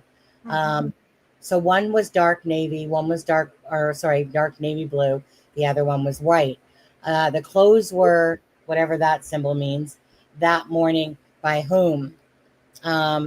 He says, someone says, can you please tell Daniel what you believe Lily and Jack were wearing? Okay, this is where it gets stupid to stupider. And he talks about the shirts again. I wear both during the search, navy blue one night, and the white was the second night. And someone says, okay, that's wild. Okay, so he says, I can't tell you because it's part of the investigation. Okay, so he already said on an interview on the 5th what the children were wearing. And now this is so ridiculous. This is absolutely absurd, Alexza, right? Because you know that when Sebastian or any child goes missing, you want to know what they were wearing. Crucial. So he says, all of a sudden now he says, I can't tell you because it's part of the investigation. Crock of shit. Only the clothes they wore. The kids, yes, the kids. It was normal days for me, but she had different plans. They don't have on what we think they had on. Okay, cryptic message. I'll leave it there. I'm playing with fire, speaking out. I do get irritated when I read his messages because they're just such, I mean, I'm sorry, but they are. They're just a crock of shit. I get angered a little bit by his me. Oh, I shouldn't be speaking out. Oh, I've talked about this, but now I can't talk about this. Wait, I said Malaya's phone. She was on her phone when I came out of the woods calling the police. But no, wait, no, she was on the phone when I came out yelling the names. And anyways, we'll go there, whatever. Just the lies anger me. 2 children missing, their kids, stepdad, Malaya's. And this kind of bullshit talk keeps going on, Just truthologist. Stop. Seriously. Go on, Alexa. No, go ahead. Nope. Finish. What do you want? So, No, no, no. Mm-hmm. yep. Nope. So basically, with Daniel here, just in all his conversations. I mean, like I said, somebody was complaining, that I'm not saying too much about the written about the text, but I mean, I'm not a statement analysis. I am a Okay. behavior analyst, so it's body language. But I mean, there are a couple inconsistencies. Again, we go back to the inconsistencies. That first, Mm-hmm. it's almost like, is Malaya setting up a trap for him? Is that what he's thinking? That if something Yeah. comes out and if they're found, he's kind of, instead of waiting something to happen, he's saying, "Hey, if something happens, she took this and this that that can incriminate me." Okay. Why would you say that? That's very odd that you would Yeah. make such a comment. So Another thing that no, no. Go ahead. Go ahead. Finish no your no no thought. go ahead. No, no. Go ahead. I was just No, gonna it was say. the same thing. It I was was the just same. gonna say. Do you want me to play Malaya's video next? Yeah, I think so. I think let's get Yeah. into the Okay. video. Mm-hmm. Okay. Let's see here. I got so many. Gotta find that one now. It's amongst them all. Okay. This. Yeah. This is no. That's not the one. That's that one. Where's my? Come on now. Where's my Malaya Brooks? Oh, here it is. Okay. So this one is by Hunter S. True Crime. Easiest to grab. So shout out to this channel in just a second here. Okay. I put his link in the description of this video. So we'll listen to this. This is Alexza going to give her thoughts on this. Do you want me to just play the whole thing through and then talk? I mean, if anything pops, I can stop you. Yeah. Yeah. Tell me when to stop. Okay. If there's Maybe any we go little by little, and that's how we Yeah, do just it. tell me when to stop. Every time you want to talk about something, just tell me to Well, stop. first, let me say something. I mean, everybody grieves because I mean, it's always controversial, and people start attacking and saying, "Oh, how can you say this?" Obviously, everybody grieves differently. Some people cry. Some people are stoic. I mean, everybody grieves differently. So I don't want to come off like if you're not crying, that doesn't mean that it happened to you. If it's real, no. But I mean, at one point, even you're still a mother. I mean, I am a mom, and I'm sure every single mother can relate to that. Even if you're medicated, at one point you're going to break down. And there's a difference between breaking down and having real tears to the fake tears. So this is what's going to happen with her. So we're going to see this with her. Okay. So I'll hit play. Do you want me to make it bigger? Also, Yeah, I mean, however you want. I mean, make it bigger. Maybe that way they can see well, better. I was gonna say I'll make it bigger and then just tell me when to stop. Okay. 1 second. I'm gonna take the banner off. Um, just give me a second here. We'll watch it like this. So again, um, let me just give me 1 second. I just want to do the shout out properly. So Hunters S True Crime guys, 45 subscribers, probably best. Let's see. Let's see what you got. As long as it's not AI stuff in the future, we'll do that. Okay, here we go. I want to hold them, staying as hopeful as possible. I want them home. I want to hold them, and I want them home. What happened was we woke up, I heard them playing in the next room beside us, and I was drifting in and out of sleep. And they're not the type of kids that we tell them not to go outside on their own. We always make sure that we're out there with them, watching them. And they happen to just get out that sliding door, and we can't hear it when it opens. And they were outside playing, but we weren't aware of it at the time. And the next thing we knew, it was quiet. And we get up, and I tell him, my partner, Daniel, I tell him, "Do you hear the kids?" And he says, "No." And we get up instantly. We're looking outside. We're looking everywhere, yelling for them. And I instantly just call 911. I just had the instinct I needed to call. They're both really go-lucky children. They're so sweet. They talk to anyone. They'll talk your ear off. They will speak to anyone in a store. Everyone. They're just extremely sweet kids. I appreciate the huge search effort going on right now. But we've been pushing for an Amber Alert, which hasn't been issued, not just that they could possibly be abducted, which it is a possibility that they could have been, You want to but stop it just here? an alert to let everyone. Okay. So first, Absolutely. we want to go back and says, I want them home. And every time she never refers to them by their name. That really, I don't know if it's this association. Is it maybe that she's still in shock? Could be possible. But I just don't like how she never says, "Oh, I want Lily," or "Oh, I want Jack." It's always them, and why not their name? So that's for me. That's the first red flag. She's extremely calm. Could be that she's medicated. We don't know. I don't know. Maybe she took something. She's medicated, but there's no emotion. Like you can see, like I always tell you, there's 42 muscles in the face, and for crying, we need 5 muscles. And when you fake cry, it's all about the eyes. But when you're really crying, it's here in the glabella. This is the glabella, and not that she's crying here, but she has no emotion. I mean, if we mute her, would you be able to tell that this is a mother talking about her kids that are missing? And I'm not saying that she has to be hysterical, crying her eyes out, but there's no emotion. Her voice it's almost like it's scripted. And it's always like that story. Oh, first is the kids never go out, but then she goes back and says, oh, but they went out this time. So what was it about that day that the kids went out? You hear the door, but you decide to ignore that your kids go out. And you say that you're always with them, but this They particular didn't day, hear the door. They huh? didn't hear it. They I didn't hear. didn't hear the Oh, door. didn't hear. Yeah. Oh, I thought she said she did hear. So then I'm sorry. Then I apologize. I thought she said she heard the door. No. Okay, so then I apologize. I take that back. So then scrub that. I heard it wrong. Another thing that she says is, where is it? Hold on. Oh, they will speak to anyone at the store. They're very friendly. Okay, so I'm thinking, is it because is it a small town? Because I know in small towns, because usually, I mean, I live in New York City.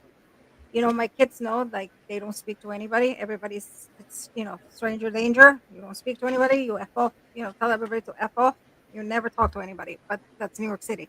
But is it because they're a small town that they're very friendly and they allow the kids to talk to everyone? You know what I mean? Like when we go, for example, back home, and if we're in small towns, I let my kids be friendlier than they're here. So that I don't know if it's a small town, or is it because they're trying to almost write I don't know. It's almost like they're trying to set up a story that the kids are very friendly. They like to go with anyone. I mean, I know that their houses are they don't have close neighbors. Their home is very separated. So what are the chances that you kids go? Nobody knew they were supposed to go out. So what are the chances that the kids go out and somebody happens to be there and abducts them? I would say that's maybe 3%, 2%. That's what I Wouldn't you said. say that? That's Hmm. that the abduction. Honestly, it makes no sense unless it's somebody from the family that knew that somebody that was inside the house and knew and took the kids, because that makes no sense. Especially, I Absolutely. was looking at the road with the houses. I mean, you cannot even, be somewhere behind the bushes. I mean, the property is very far away from the road and from the neighbors. Yeah. So how can somebody break into the house? That makes no sense. So Yeah. Play more. let's continue. Yeah. And Know that they are missing. We had people text me saying that they weren't aware someone else let them know that they were missing, and it would just be nice if everyone could be alerted. We thought maybe that we found tracks, but it's still uncertain. It's been raining and they're probably soaking wet, but with the sun today, I'm hopeful that they are feeling warm. We're all filled with pain and sorrow because we just want them found. We want them home. Everyone loves them. They are definitely Can verbal. you stop here? They do. Okay. That comment really, really bothers me. Pain and sorrow, everybody loves them. What about you? You're talking about your children that are missing. Wouldn't you say, oh my God, everybody loves them, but the mom, loves them so much. Why not? It's almost like she is she is this, I don't know, it's like the sort of like this association, like it's almost like she's not the mother. I don't know. Does she have any postpartum depression? Do you know? That's what Daniel said she had to Belinda, and he said that's what one of the I mean, messages I was. wonder if she has a little bit. I mean, could be. I mean, that could be. Well, she distanced herself. So according to Daniel, that she distanced herself from Jack and Lily when Meadow was born, Yeah. and according to but what he said to Belinda was that she had worse than postpartum depression, and basically the whole and perhaps the messages, if he wouldn't have lied, of course, might be true. Like he might have done everything for these kids. If you have someone that's a zombie and only kind of cares about Meadow. Right. Go ahead, Alexa. Yeah, So, but that really bothers me. Everybody loves them, but in here it would have been a beautiful opportunity to say, yeah, everybody loves them, but I love them too. They're my kids. And hey, by the way, if you're watching, please let them, let them go, or please, babies, hold on, you're gonna be home soon. Nothing. That silence. Everybody loves them, and let's move on. Okay, keep going. okay. Oops. Gotta make the screen bigger again. Come on, screen. It was lagging or something. No. You have possible autism, but it's not extreme autism. It's just they have issues with school, and they don't catch up with the other kids. I just want to remain hopeful. But there's Okay, can we always, stop here? in a Remaining. mother's mind, you're always thinking the worst. Okay. Okay, so she says possible autism, but not extreme autism. I mean, you don't know because I mean you're not a doctor and you never got them, evaluated. So really, we can't say anything. So then she says she remains hopeful, but then she goes and says, "Oh, but I fear the worst." But I don't hear any sign of being hopeful. And I mean, as a mom, the last thing you lose is your hope.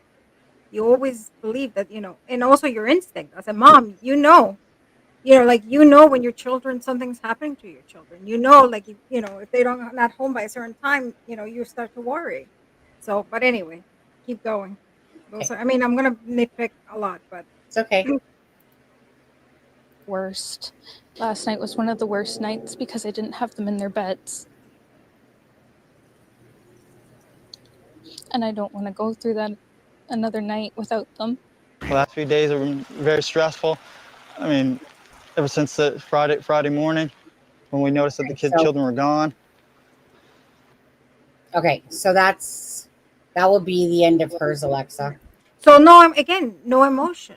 She has absolutely no emotion, nothing, zero emotion. She says it's the worst. I think, but there I would start breaking up, would start to break down by the time I said, remembering. And it's almost like if you notice, it's almost like she's not remembering that yesterday was the worst night of my life. Because I mean, if I remember the worst day of my life, believe me, even now my voice is gonna start breaking. If you notice her voice, it doesn't break.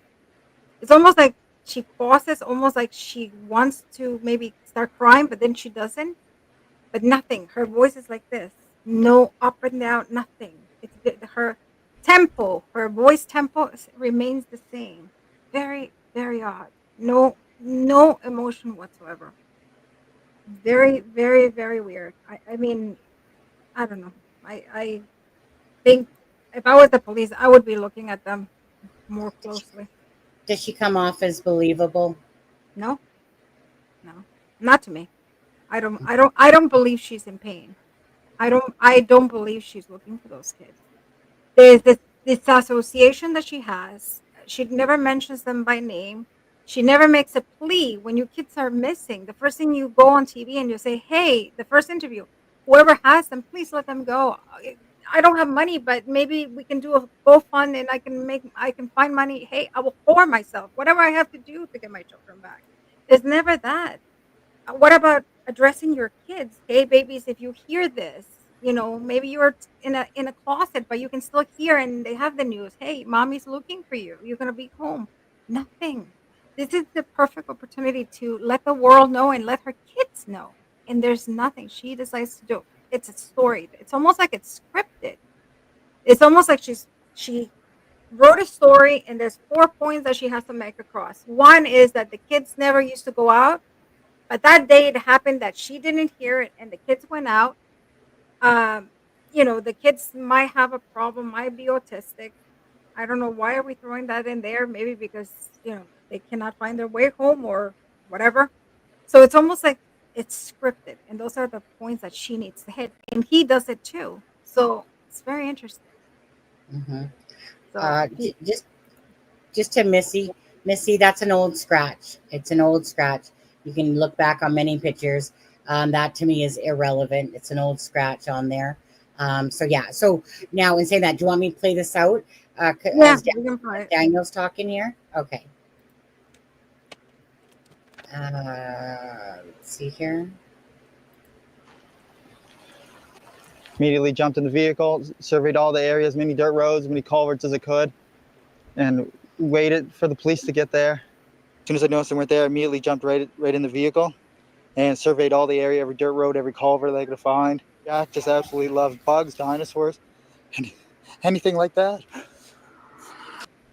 But Oops, sorry, Alexa. Lily loves girly things, but she also loves doing everything with Jack. Bugs, they're like best friends, not just brother and sister. Jack just Can you absolutely stop loves it here? bugs. Yeah, absolutely. When I don't know how many of you have kids, but when your kids fake cry and they're like this, and then like they're like and then they're like trying to see if you're watching them. This Yeah. is a perfect example. It's almost like it reminds me of this, like my kids when they fake cry, but they're like, oh, is she watching? Okay, and if not, they start laughing. Yeah, you can see it. He's like, it's almost like he starts to break, and then he's like looking at the camera. Is he getting my angle? Is he looking at me that I'm crying? No, no, no. I mean, you cannot. When you cry, your whole body goes into that. You cannot start crying and weep yourself or cry and then stop it, and then that's not how crying goes. And then almost, I mean, I'm pretty sure 99.9 of us have all cried. And you know that you have to calm yourself down. You cannot be like weeping or start to cry and not go. I mean, you cannot do, maybe you can catch yourself. I don't want to cry because I don't want to ruin my makeup or whatever. Or I don't want to cry. I get you. But this one just looks so fake. It's like a child. And again, listen to the words me. I jumped on the thing. Me, me, me. The hero. Daniel, the hero. Okay, we can continue. Do you want me to play the rest? Yeah. Okay. Thank you, Alana. Appreciate it. Appreciate everyone for the birthday wishes. This is Alexza, criminal profiler, joining us, body language expert. For anyone that's coming in again for Jack and Lily, you guys. Come on now. Hold on, Alexza. You guys, come on. There's 456 people watching, and there's 224 likes. Come on. It's for Jack and Lily, guys. Please, can you guys spam that like? At least minimum, spam that like for Jack and Lily, please. And thank you guys for your love and support for this case and following the channel, and just trying to figure out some answers. And again, we know that the behavioral panel did do one a few hours ago. Lee sent that to me. I appreciate that. We will go over that. But Alexa's only limited for time now for about another, about a half an hour. Maybe like an hour. I'll call and see if I can go a little later. Okay. Well, you know me. I'll appreciate whatever time you can give us here. It's a very important case to me, and thank you for looking into this in the little bit that you have. But again, it's about your experience and from Native Girl. Native Girl, Explore Core got that one again. Thank you guys for all the generosity on your guys' part. Again, it's never expected. It's appreciated, though. Just know that. Okay, so let's finish watching some more Daniel on this one. Okay. Dinosaurs, anything like that. But Lily loves girly things, but she also loves doing everything with Jack. Bugs, they're like best friends, not just No brother and tears. sister. You know, they took their boots. Stop. That's pink boots for Lily. Yeah, did you see that? He's crying, but there's no tears. How can somebody cry and no tears? He did literally what you said right after we hit Yeah. play. He was like, It's almost, yeah, that's what it reminded me. I watch him and I'm like, oh my God, it's like watching my kids. Like if he takes my angle. That's I mean, that's a good way of putting it because you guys can all relate if you have children where they're like, Yeah, like absolutely. Okay, do you want me to hit play again? yeah. Okay. I'll just leave us like this and hit play. Oh, wow, Blue it's boots for raining. Jack with dinosaurs on them. Lily had her backpack with white, and it was white, strawberries on it. I imagine now if they're in the woods that it'd be probably brown, but I don't see them carrying their backpack. I don't see them keeping a pull-up on for that long after it got soaked from the very first day. We only found the 2 boot tracks outside of the house. Whereabouts? Right beside the house, probably 10 feet away from the backyard. In the backyard. Okay. Nothing new other than the helicopters are still in the air. And they had dogs. They took around the dogs today. And as of last night, they had 8 more drones going out with infrared. I urge the public to come out if you have anything, come out as fast as possible and get it to any detachment or any police service that you have available to get to talk to. Okay, 1 second. I know the truth. Hey, Hold on. question I didn't before we kill start this, Jack. the dogs. Did they Yeah. get It's been 6 weeks now. so they brought dogs. Did they bring cadaver dogs or no? No. Just search. Mm. That's too bad that they wouldn't bring cadaver dogs. Yeah, no, not yet. So this is, I think this one's going into the polygraph. Yeah, that's the one. wanna watch that? Yeah. Okay. And thank you guys again. Thank you guys for being here. I know. Can you just give me 1 second? It's Yeah. raining. I just want to make sure that this is closed. Hold on. Absolutely. On there. So yeah, so you guys, thank you guys so much. We're at 253 likes. There's 446 people watching. Again, if you haven't hit the like and the share, please do so for Jack and Lily. Belinda, the grandmother, she's watching the live as well.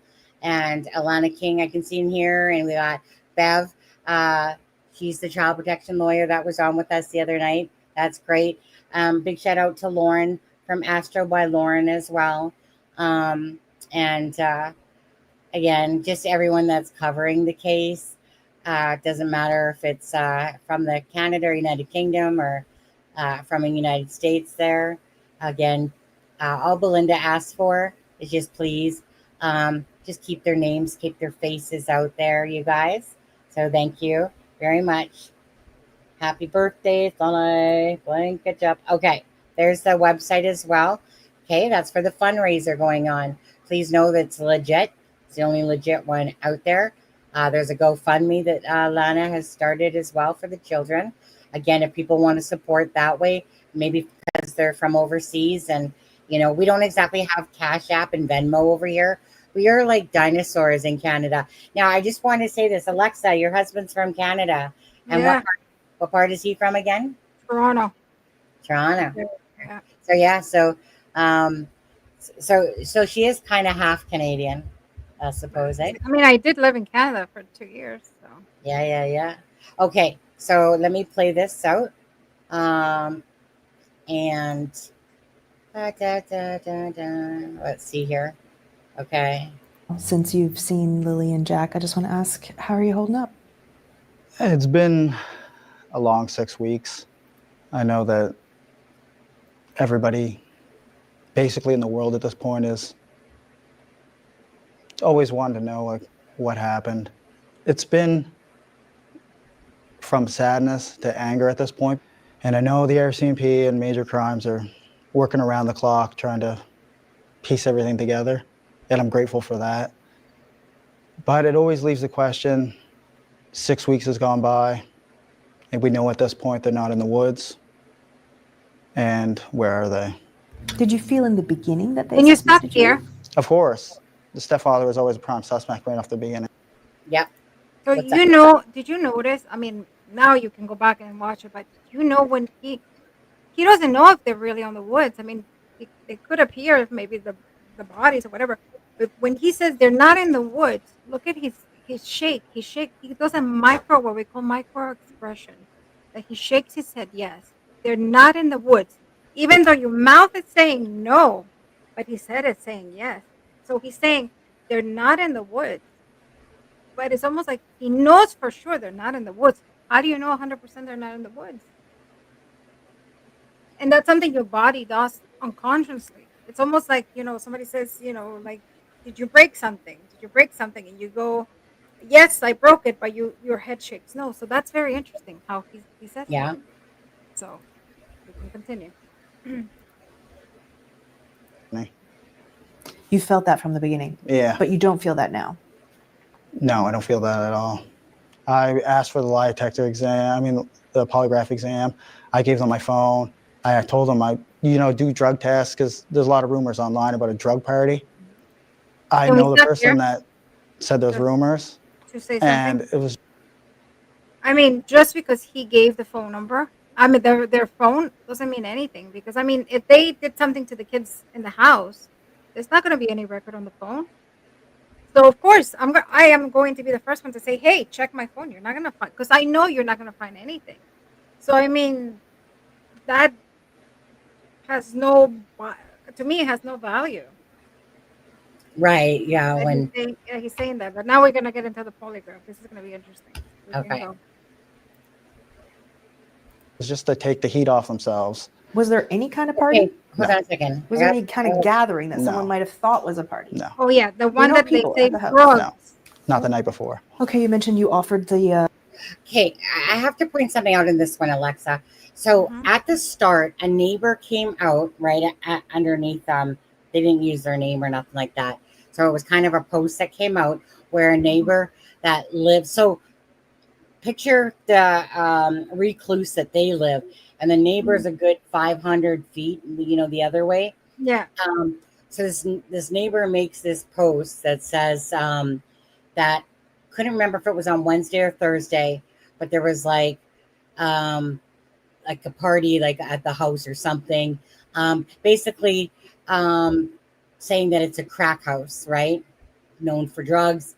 And so this neighbor, has mentioned this. And this was one of the first things that come out. And you guys, I do have the video to that from Evil Exists because I came across that. But anyways, so it's the most oddest statement to me that Daniel makes when he says there that we know who the neighbor, like we know who this person is, and they're just trying to take the heat off themselves. What the hell does that even mean? Yeah. They're trying to take, so someone's going to make a post to say that you're having a party and it's basically a crack house, it's, type of thing. And that we know who this neighbor is, but that person's trying to take the heat off themselves. What the hell does that have to do with the price of tea in China? Him saying, I don't get it. It doesn't make Because sense. are they involved? Does he know that they're involved? Because the way it comes, drug rumors. I know the person who started the rumor. It's just to get the heat off themselves. So does that mean that person did something to the kid? Because that's what it sounds like. Well, it's the most right. I'm right. I can take it that way, but it's kind of like it's the most damnedest thing that he said that. It doesn't make sense that he even said that at all. Anyways, wanted to point that out because there's certain things that just strike me as really. Yeah, that struck me as. I wrote it down too because that struck me as. Very Okay. strange. Okay, I'll hit play. To take a polygraph test? Yeah. Did the RCMP take you up on that? Yes, it did. And how did that unfold? That unfolded in my favor. They obviously know I wasn't lying about anything. So they said, "Yep, great, thank you. Come in for a polygraph test." Yeah, it took a little while to set up, and When did you do that test? I don't know the exact date, but that would be at least 3 weeks ago, probably. So roughly 3 weeks after the disappearance. Yeah. And I think most Canadians wouldn't have any idea what's involved with that. Can you describe the process? You go in and just tell us right from the start. We go in, sit down in a big comfy chair, and they have multiple sensory pads. You have them underneath your forearms, you have them underneath your butt, and you have them underneath your feet with your shoes off. You have a sweat gland on one finger. You have a measuring instrument for blood flow that goes in and out of your hand. And you have a cuff on your arm for blood pressure to measure your pulse. Were you nervous? Yeah, I was extremely nervous. Especially with the first question they asked you, did you kill Lily and Jack? Okay, can we stop That here? was the first question they asked you. Yeah. Okay. First of all, I mean, if that's the first question they ask them, honestly, somebody can. I mean, that means that they have no clue how to do polygraphs. Because usually with polygraphs, that's not how you start. You start what they call with control baseline. You need to establish a baseline, and then you start into specific questions. So you start with, hey, it's your name, Daniel. It's your birthday on this day. Then you start asking things, for example, is your skin green? And why are they doing this? Because they want to establish what happens when he lies. Obviously, he's going to say, when he says his name is Daniel, it's going to be true. The machine is going to say it's true. If they ask him, hey, is your skin green? Obviously, he's going to say no, because they want to establish, a baseline on him. So they're not going to go. I have never in my life heard a polygraph start with that question. That's usually probably one of the last few questions that you're going to do, because you want to get a control. You want to establish a baseline control, and then you start getting into specific questions. Alexza, do you think because I mean, that's right. We watch polygraphs all the time, right? They start off asking you a few questions, get that baseline going, and then they start getting into the heavier questions. Yeah. Especially the ones that they want to measure your galvanic skin response. That means the changes in the pulses in your skin. When you lie, you start getting nervous, so it starts ticking. So, but do you think that he just kind of cut to the chase? I think so. I honestly, in 16 years that I was involved with the police, that I worked hand on hand with police, never seen that. They start with basic questions. Is your name this? Are you this height? Are you this weight? Right. And then they start into like things that they might know that you're lying, because they want to establish that baseline. Everything is about the base. I have never seen that. I think I don't know if he's just cutting it to the chase. I hope so. I think so. It's just negligence. I was going to say, I really believe so myself, because we all know that they do a baseline. Like, that's just a given. It's like Dummies 101 that they do a baseline. So I'm thinking that he just went to the, like, after they did the baseline shit, that then they went to the questions and all the, that's how I think. They want to establish, they want to see the machine. Is the machine working? They want to see what happens when he lies, when he responds, yeah, my name is Daniel. They want to see, the spike. They want to see any little spike. Yeah. That, because I mean, passing a polygraph, I mean, a lot of people can pass it. Sometimes when people believe the truth, it's easy to pass. So, and also that's the words that he used. Usually when you take a polygraph, you say, I passed the polygraph or I failed the polygraph. His words are, the polygraph was in my favor. What does that mean? In my favor. That means that you did, like, some of the questions were in your favor. They were towards you. Or did you pass? He never says I pass. Like most people say, hey, I passed. Another interview, yeah. But the word is, it was in my favor. What does that mean? So did you pass most of the questions and that's why it's favorable? I mean, well, Bev says from Crime Courtroom Confidential, she says he wouldn't be so detailed about the other stuff if he was going to miss out on the baseline element. And so that, I get that too, because because it leaves you a little bit wondering there, because he's trying to be so detailed in how he's talking and, about exactly about the polygraph, what he did.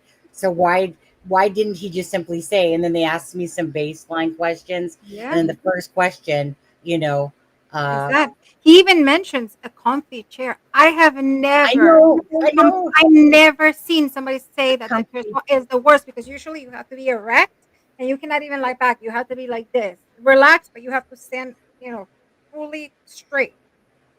And usually you're nervous. Doesn't matter. I took polygraphs just, for the shit and giggles. Just because people were training, well, I know the polygraphs or whatever, they just to test them out. Sometimes they would have like a new machine, or they would need to do a new technique or whatever. And I would get nervous. And I was never involved in any crimes. And I would be like, oh my God, I'm nervous. And they're like, there's nothing to be nervous. You can imagine if you're hiding. Oh, my light just went off. Imagine if you're in a case like this. Of course you're gonna. So that comfy chair thing, it's amazing. My light just You know died. what? To be honest with you, it's like I heard it, but when I heard it this time, I was like, "Who the heck says comfy chair?" Yeah, right. Like it actually stood out this time as I was listening to it. To be honest with you, I never because heard that. well, I was gonna say we'll play out some more here. Yeah. What went through your mind when someone's asking you that question so point blank like that? He Your feels mind uncomfortable. Did you see the fidgeting in his feet? Okay, has a massive release of. okay. I was actually just gonna ask you about that. Looking at his positioning, let me just go back to that for a sec.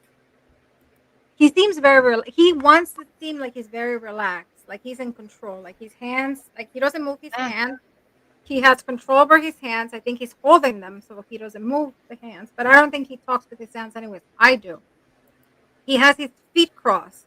So that means that he's not relaxed, but he's trying to appear as that he's in that's control, he's in relaxed, but he's not. He's close. that's how it's kind of how I took it, to be honest with you, Hmm. Alexa. I was Hmm. like in this one, it's like someone just going down to have some freaking coffee with somebody, just chilling, just like, just laid back. And so yeah, I was gonna ask you about the positioning of his body here because I like, and maybe it's just me, but it was my perception too. I was like, this seems so strange that we're talking about two children missing, and it's just like, let me just kick back, relaxed, and you're just, it's like a casual conversation going on, in a sense. Yeah, big comfy chair, just, but again, it never seems to become about Jack and Lily, really. Never. But you see, the minute he says, "How does it make you feel?" He starts to Yeah, fidget. Look at his feet. He starts, and he fidget, even his shoulders. That micro expression that he moves the shoulder back. yeah. So he doesn't move completely, but he starts his feet just But his jump out of feet, nowhere. yeah. So if you can play that back so people can catch it. Well, I was gonna say, am I at that part? Let me see. That the children are no longer alive. Yeah. There were no questions at all about, Is this part? did you take them somewhere? No. Could they No, I be think it was somewhere? before. Okay, let's try go from here. Pertain to Yeah. the death of Lily and Jack. I assess the machines in an interrogation room where someone asks you Is it questions like before that. this or after? What other kinds of questions did they ask you? All the questions pertain to the death of Lily and Jack. Are you accessory to the murder of Lily and Jack? They were What? all. Was it before this? So all of the questions No, assumed that the children are no longer alive. no, it's Yeah. before this. There were no It's right questions at after all that. about, To Okay. Lily and Jack. that was the first question they asked you. Yeah. And look at that lick. I just stood out Yeah. the licking of his, What- of his Here. lip. I'm gonna go back here. Measuring instrument pads, you have them underneath your forearms, you have them underneath your Go back butt, and here. you have them underneath your feet with your shoes off. You have a sweat gland on one finger. You have a measuring instrument for blood flow that goes in and out of your hand. And you have a cuff on your arm for blood pressure to measure your pulse. Were you nervous? Yeah, I was extremely nervous. Especially with the first question they asked you, did you keep around the Let's- clock trying to. Yeah, leave it. Alexa, I'm having a stupid moment. Was it before this? No, it was still? after. It was after the Okay. polygraph. Just leave it after. Just leave the polygraph, and then we'll get into it. Okay. Piece everything together, and I'm grateful for that. But it always leaves the question, 6 weeks has gone by, Oh, okay. and we know at this point they're not in the woods, Right. and where are they? Did you feel in the beginning that they suspected you? Of course, the stepfather was always a prime suspect right off the beginning. You felt that from the beginning, Yeah, but you don't feel that now. no, I don't feel that at all. I asked for the lie detector exam. I mean, the polygraph exam. I gave them my phone. I told them I, do drug tests because there's a lot of rumors online about a drug party. I know the person that said those rumors, Okay, we are. and it was just to take the heat off themselves. Was there any kind of party? No, Was there any kind of gathering that someone No. might have thought was a party? no, There were no people at the house? no, not the night before. Okay, you mentioned you offered to take a polygraph test. Yeah. Did the RCMP take you up on that? Yes, it did. And how did that unfold? That unfolded in my favor. They obviously know I wasn't lying about anything. So they said, "Yeah, great, thank you. Come in Yeah. for a polygraph test." Yeah, it took a little while to set up, and In my When did you favor, do but that he takes a deep breath. I don't know the Sorry? I said he says in my favor, but it's almost like he's gasping for air. Did you see that? Right. It's in my favor. Yeah. Okay. So play exact it out. date, but that would be at least 3 weeks ago, probably. So Okay. roughly 3 weeks after the disappearance. Yeah. And I think most Canadians wouldn't have any idea what's involved with that. Can you describe the process? You go in and just tell us right from the start. We go in, Watch this. sit down in a Yeah, big just like that. comfy chair, and they have multiple sensory pads. You have them underneath your forearms, you have them underneath your butt, and you have them underneath your feet with your shoes off. You have a sweat gland on one finger. You have a measuring instrument for blood flow that goes in and out of your hand, and you have a cuff on your arm for blood pressure to measure your pulse. Were you nervous? Yeah, I was extremely nervous, especially with the first question they asked you: "Did you kill Lily and Jack?" That was the first question they asked you. Yeah. Did you see that? Did you kill? And then he licks. He takes his tongue What went out. through your So mind it's when almost like someone's he's asking you holding that something question? back. And you can see it. Did you kill? That I'll was the stop first it so you question can they talk. do. I didn't notice it until now. Did you kill? And then he licks. It's almost like something is bothering him. It's almost like he's holding on to something. It's almost like he wants to say something, but he catches himself. I just noticed that right now. 1 sec. I'll play it back in a sec. Blue Rose, thank you so much for gifting memberships. Let me just take a look at that. Just give me a second. Come on, chat. I have to wait for it to catch up Yeah, it's in okay. the back room here. Come on now. Or maybe I missed them. Hold on. Oh, adopted cat got one. Okay. I see it. Kiki from Blue Rose got one. Ginger's Girls, Wendy got one, and Adopt a Cat got one. It's like they only keep showing 4, I swear. Anyways, I'll hit play. Thank you so much, Blue Rose.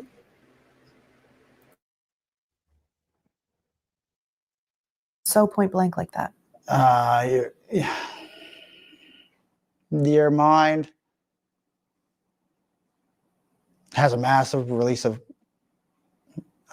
chemicals, I guess you would call them. Just, it's like your stress levels just astronomically through the roof, and your body doesn't know what to do, because it's not every day the way you're hooked up to machines in an interrogation room where someone asks you questions like that. What Yeah, other but kinds if of you're questions did you ask you're them? innocent, All the questions pertain to the Go ahead, Alexa. no, if you're innocent, what does it matter? You know what I mean? Yeah, it's nerve wracking. I agree.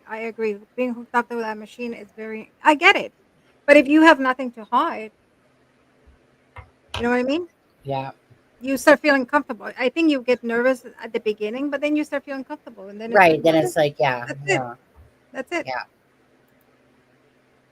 death of Lily and Jack. I was accessory to the murder of Lily and Jack. They were all. So all of the questions assumed that the children are no longer alive. Yeah. There were no questions at all about, did you take them somewhere? Could No. they be somewhere? No. The police have done a number of polygraph tests. They've done 53 formal interviews. Do you know who these people are? Yeah. That's a lot of interviews. It is a lot of interviews. A lot of them are my family, people that live in the area. And those interviews, typically, my interview was 4 hours. And a lot of the interviews from my family were 1-2 hours. So there's a lot of time taken up, and they ask detailed questions. Do you know who else actually took a polygraph test? I mean, I do, but I'm not going to say anything that's going to impede the investigation. Okay. When did you find out the result of your test? Immediately right after. What did they say to you? You did a good job, you passed. And how did that feel? Good. And did you feel that Why there was would any it? Can I just further stop it here? suspicion on you after that point? Yeah. Why would a police say, "Good job, you passed"? They would say, I mean, they would say, you know what, you're not a suspect or you pass. But, it's not a kid taking a test. That's very odd. I never heard that. Usually you say to somebody, hey, you pass, we'll be in touch, whatever. But hey, you did a Right. good job, you pass. Maybe it's because it's small Yeah, rural could be, Canada. could be because it's a small area. Maybe they're not used to polygraphs. Yeah. We go back to the Delphi case. Yeah, I guess. Any thoughts on any of the smirking about that when he was saying it, or just that he's I mean, no. I mean, he does a all little right? bit of. I mean, I caught somebody saying that the Well, behavioral panel I think we were talking about says that he's neurodivergent. I don't know if he is. I don't know if he's just maybe lower IQ. I don't. I don't find him lower. I don't find him neurodivergent. But I don't. right. I mean, neurodivergent meaning it could be autistic or he has HDAD or whatever. But I don't think. I mean, to me, he doesn't come across like that. I think to me, it's maybe I don't know, like Lower lower IQ. IQ kind of thing. Mm. But I don't know much about him. I only seen a couple interviews. I mean, I did see his older YouTube, and Pokemon.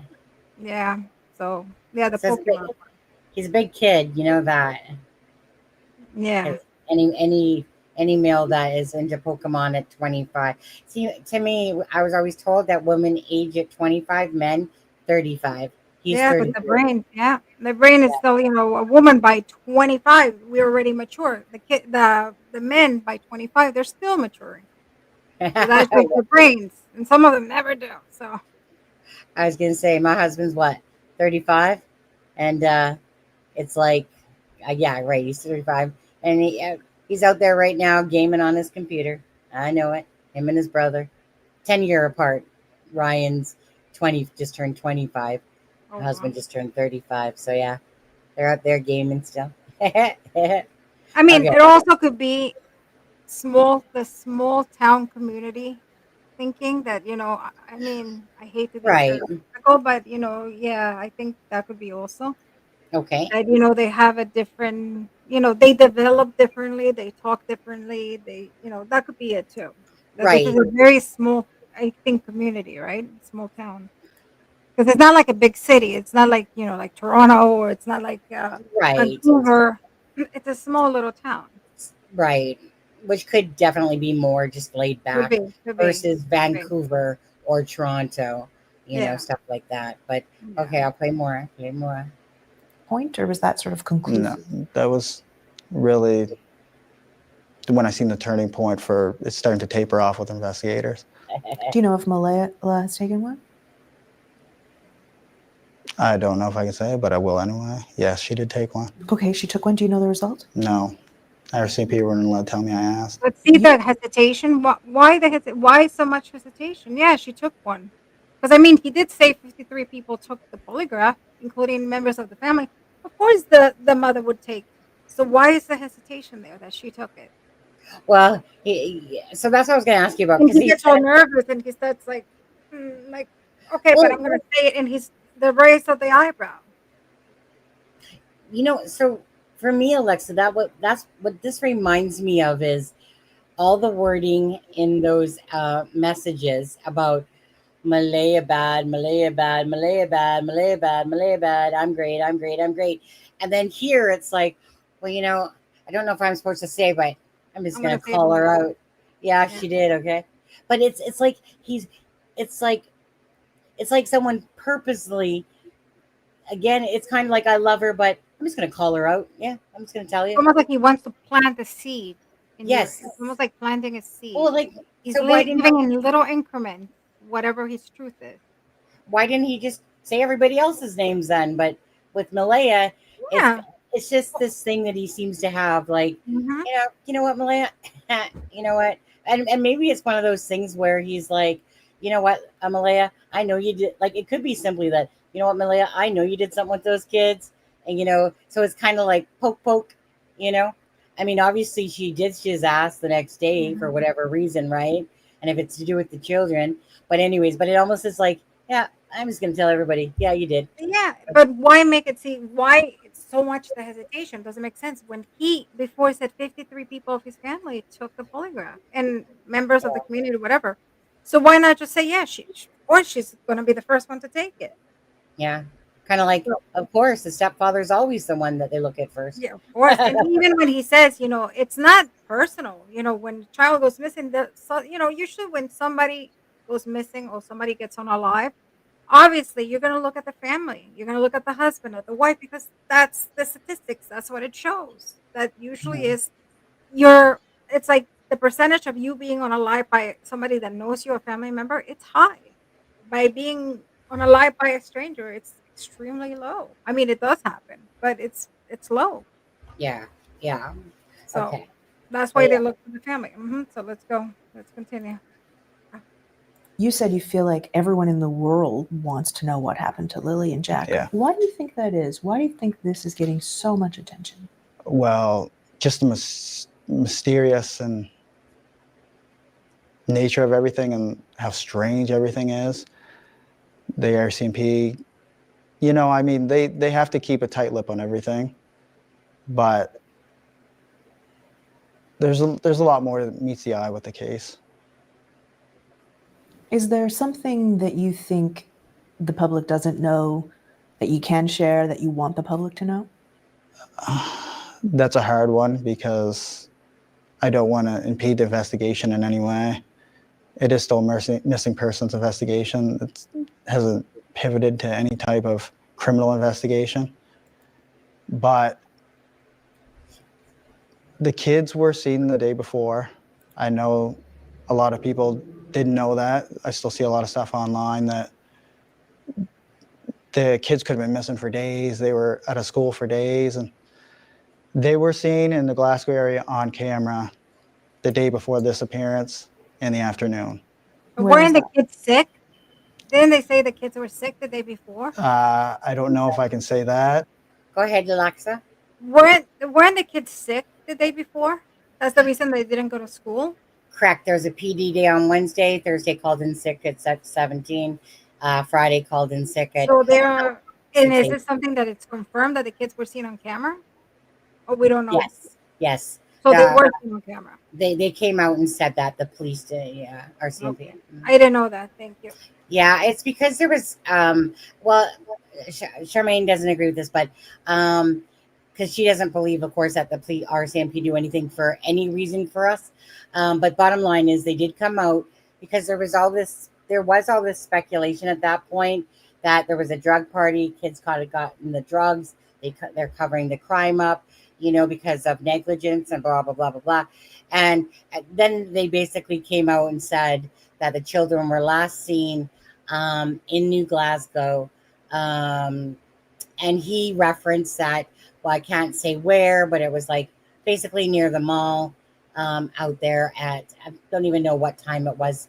I don't know that they actually set a time, but I think it was towards like the afternoon time there, but they didn't actually say a time. But anyways, so yeah, so that was simply the last sighting on some sort of camera. Yeah. Can we hit play? Yeah. But it was near the Highland Square Mall. Was it with you? It was with me, Malaya, and Meadow, and Lily and Jack were there too. And are the police aware of that? The police were aware of that since. Do they have that video? Yes, they do. I also talked to my coworker in the parking lot as well, and he verified that with investigators as well. So for all the speculation, they were gone days ahead of time, or they were seen the afternoon on camera before the disappearance. Why do you think the police are asking for video dating back days before that? Well, the reason for that is they want to see the traffic of the vehicles on the roads in the area, right?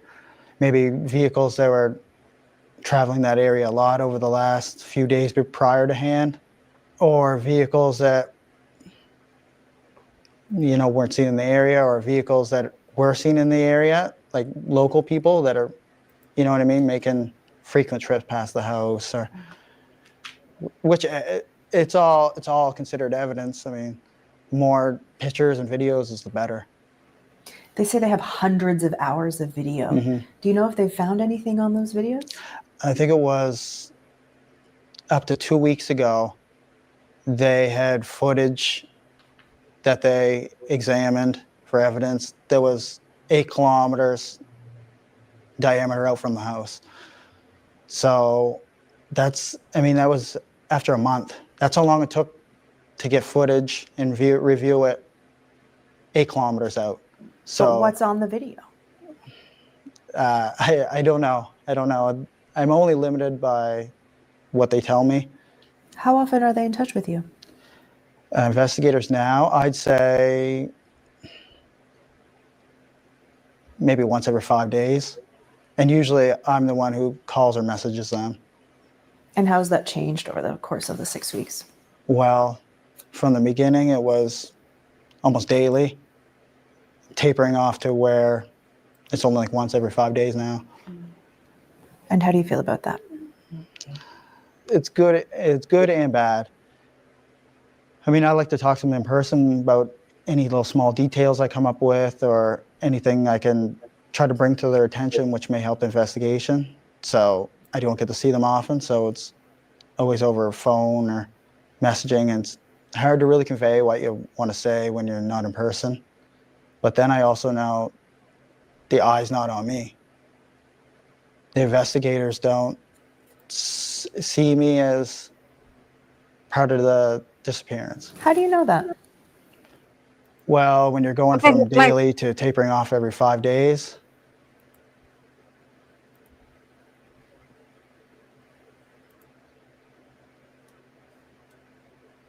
Did you want to say something there? No, I said, did you see his legs again? When they said, how do you know? Just pay attention to his legs. Okay. So I just want to, so people in chat, so because that is interesting, because Daniel did make that comment about, like a coworker confirmed it, and Darren. So Derwood O'Grady is Darren, the one that's the cousin to the grandmother of Patty of the Malaya Brookside. So Derwood says, no, Belinda, I'm sure the coworker is someone else. I don't know who Daniel means. So basically, Daniel, the reason why Darren knows of Daniel is because his son worked with him.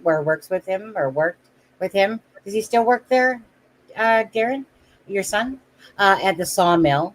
So basically, Darren saying, no, it's not my son. It must be somebody else. Not sure who it is. Yeah. Okay. And do you want me to hit play still? Yeah. Thank you. I mean, I've already gave them everything on my phone. I'm the one who originally said, here, take my phone. We'll go through all my banking information. We'll go through all my stuff on my GPS from Google. And you were offering all that up, right? Yeah, I offered everything. And why were you doing that? To show them that I want to get the investigation moving. I know I have nothing to do with any of it. A lot of speculation is you killed the kids. Let's come out and say it straight as it is. What do you think when you read that? But can you pause a lot it? of nonsense, obviously. I know the I mean, I don't know if that's truly what happened. Maybe it wasn't him. But did you see when he says you were the one who the kids are killed or something, whatever he says? But look at his head. He motions like, yeah. Look at when he's saying that, and look at the motion of his head. Okay, let me just hit it back for a second. Tell me. I would say it straight as it is. What do you think when you read that? This part? It's a lot of nonsense, obviously. I know the truth. I didn't kill Lily and Jack. And I just think a lot of people on... You talking about there, Alexa? Yeah, keep going. Okay. Mine just they're seeking drama. That's the main thing. Everybody's allowed their own opinion, like I said before, but it's hard on the people that were actually there and missing the children.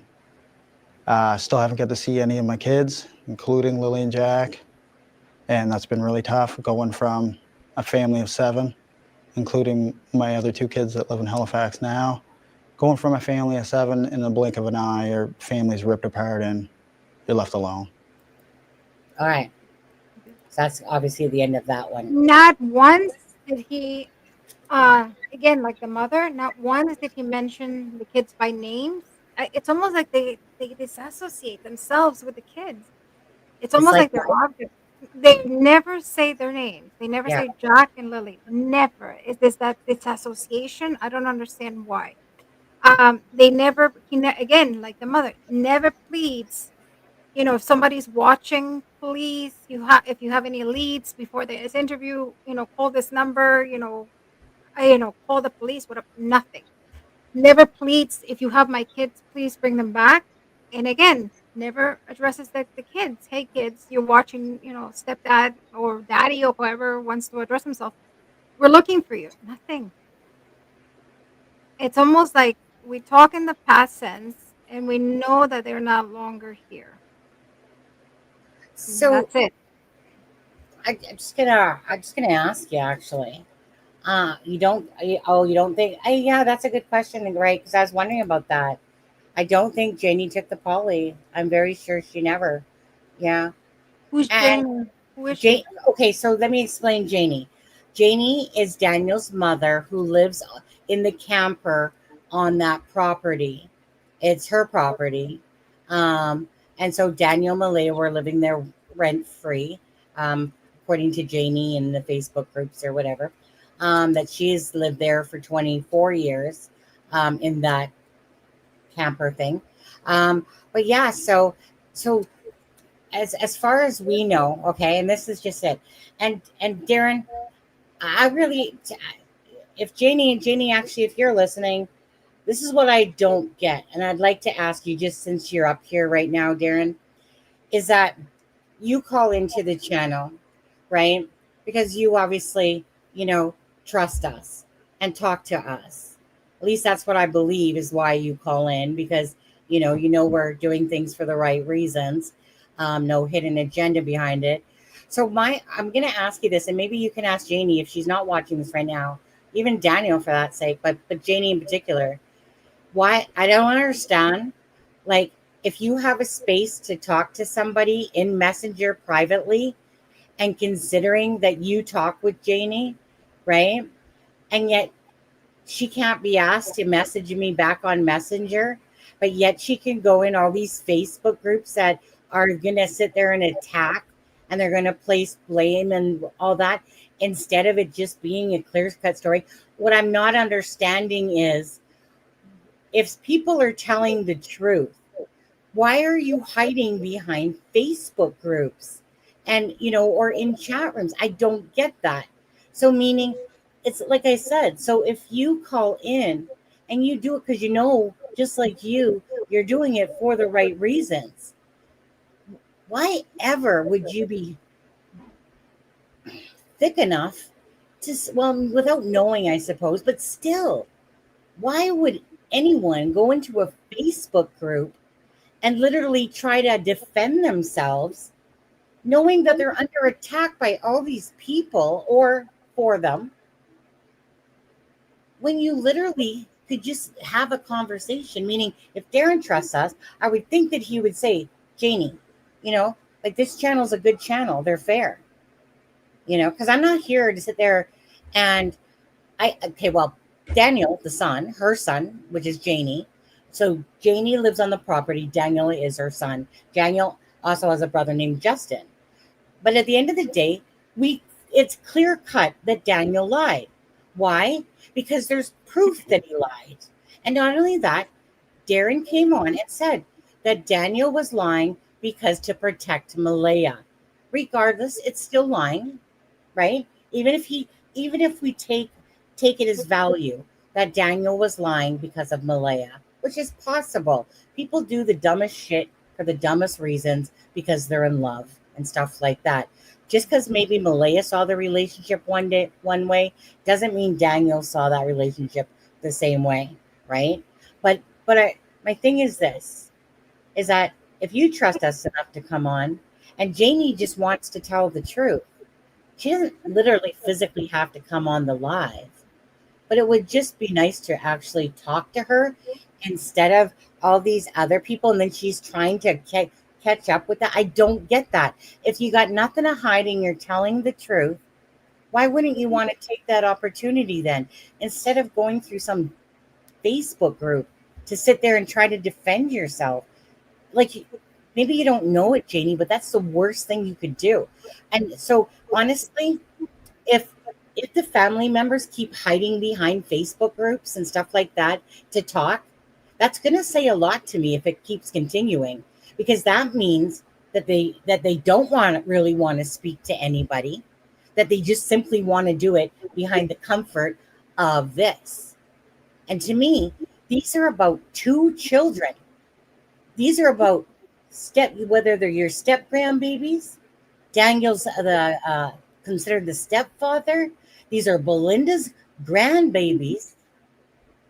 So if you're going to speak out, you're going to try to put yourself out there, and you want to tell the truth, why are you stooping to the lowest form of a Facebook group to try to redeem yourself or try to tell the truth? It doesn't make sense, Janie, or Daniel for that matter. It doesn't make sense. If you're telling the truth, then speak. Put up or shut up is my thing. And Janie understands what I'm saying when I say that. You either, keep it real or keep hiding behind some groups and talking. No one's going to take you seriously, because all we know about this case, Alexza, is that Daniel and Malaya, whatever it is, they both lied. Regardless, they both lied. Now, what the true story is, so let me ask you, Alexza, going back. So, Darren, just put that out there to Janie if she's not listening to this now, or, doing it, because I would love to have a private just conversation with her, right? Set the timeline straight. That's if you guys want, if they want the same things that we do, which is Jack and Lily and answers, and to keep it real and keep it honest. That's all we want, is the simple. What's not so hard is a timeline. It doesn't mean you have to give every ounce of drop of information, but you know what? Have a consistent timeline, because this timeline, Alexza, is this here, this there. Daniel came out when his mom came out of the trailer when Daniel started yelling for the kids. That's not how the story is now, right? So it keeps getting twisted and turned. Just tell the truth. Just give the damn timeline. It's two children. For Pete's sakes, I want to say fuck's sakes, but for Pete's sakes. But it's true. I mean, yeah, because they're lying, they're hiding things. So that's why they cannot put a straight, timeline. It's almost like 2 hours that are missing, that they're not saying, hey, this happened at this time and we call it this, because they're lying. So until they don't come clean and we don't find out what happened, there's not going to be a timeline. Well, right. And no offense to Darren, but I mean, Darren's trying to put out the information and it's got a little bit messed up sometimes, on things. But right, then speak for yourself, please. Just be the person speaking up for these children. Belinda's doing it. Belinda's been a voice since the get-go of this. If everyone's so damn innocent, then just speak the damn truth. Sorry. It's annoying. Sorry, it's annoying. Oh, I get you. I understand. If people want to tell the truth, yet they want to hide behind stupid messaging and stuff like that, and yet they want to tell the truth. And we're talking about two children. Janie, you have children. Darren, you have children. I love your fight for Jack and Lily, Darren, by the way. I love it. Because it's people that care, like myself on this channel, and the others like Kent and Charmaine. Alexza, thank you. Alexa's again, as a mother, just quit with the bullshit already. And just freaking man up, buttercup up, whatever you want to do, Anyways, sorry, my little rant there. I just get pissed off. No, I get it. I think, Okay. there's so many inconsistencies in this case. I think he's hiding something.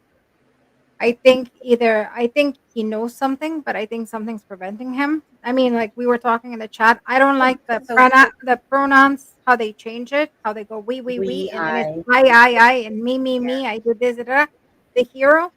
I don't know how it reminds me so much of Summer Wells. Immediately they go into past tense. Why are we talking in past tense? Like, I mean, I've met with families that the kids were missing for 20 years.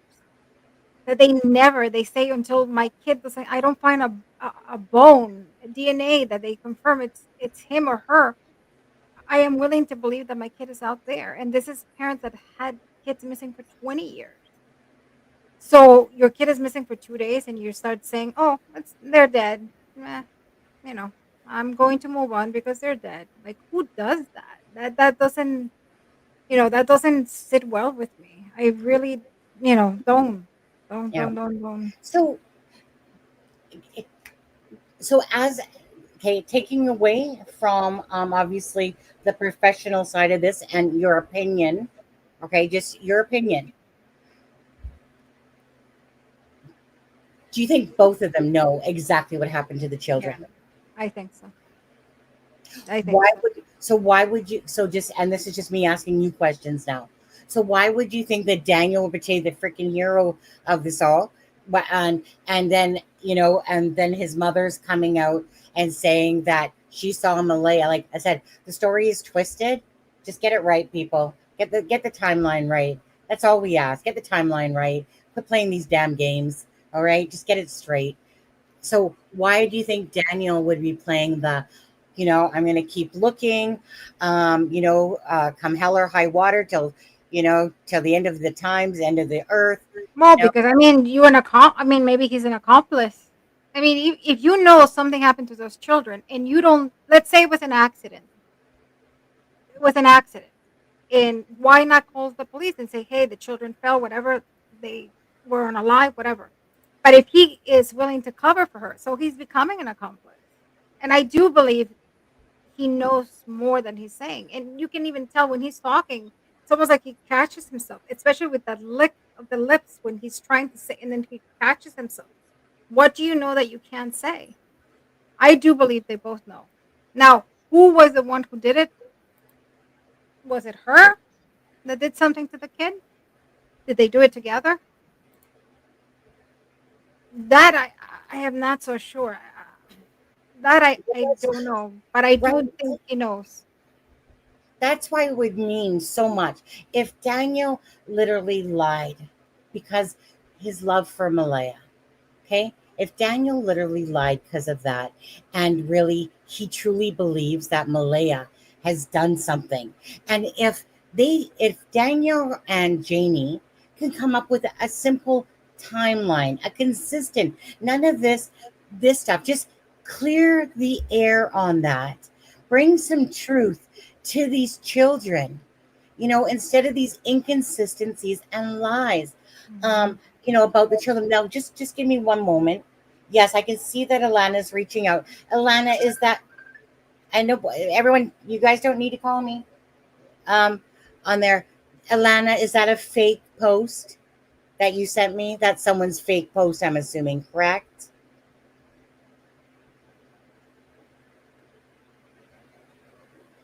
So I see the post you sent me, and it's fake, right? I get it. Are you nobody listening? Alana, Sunny, I'm here.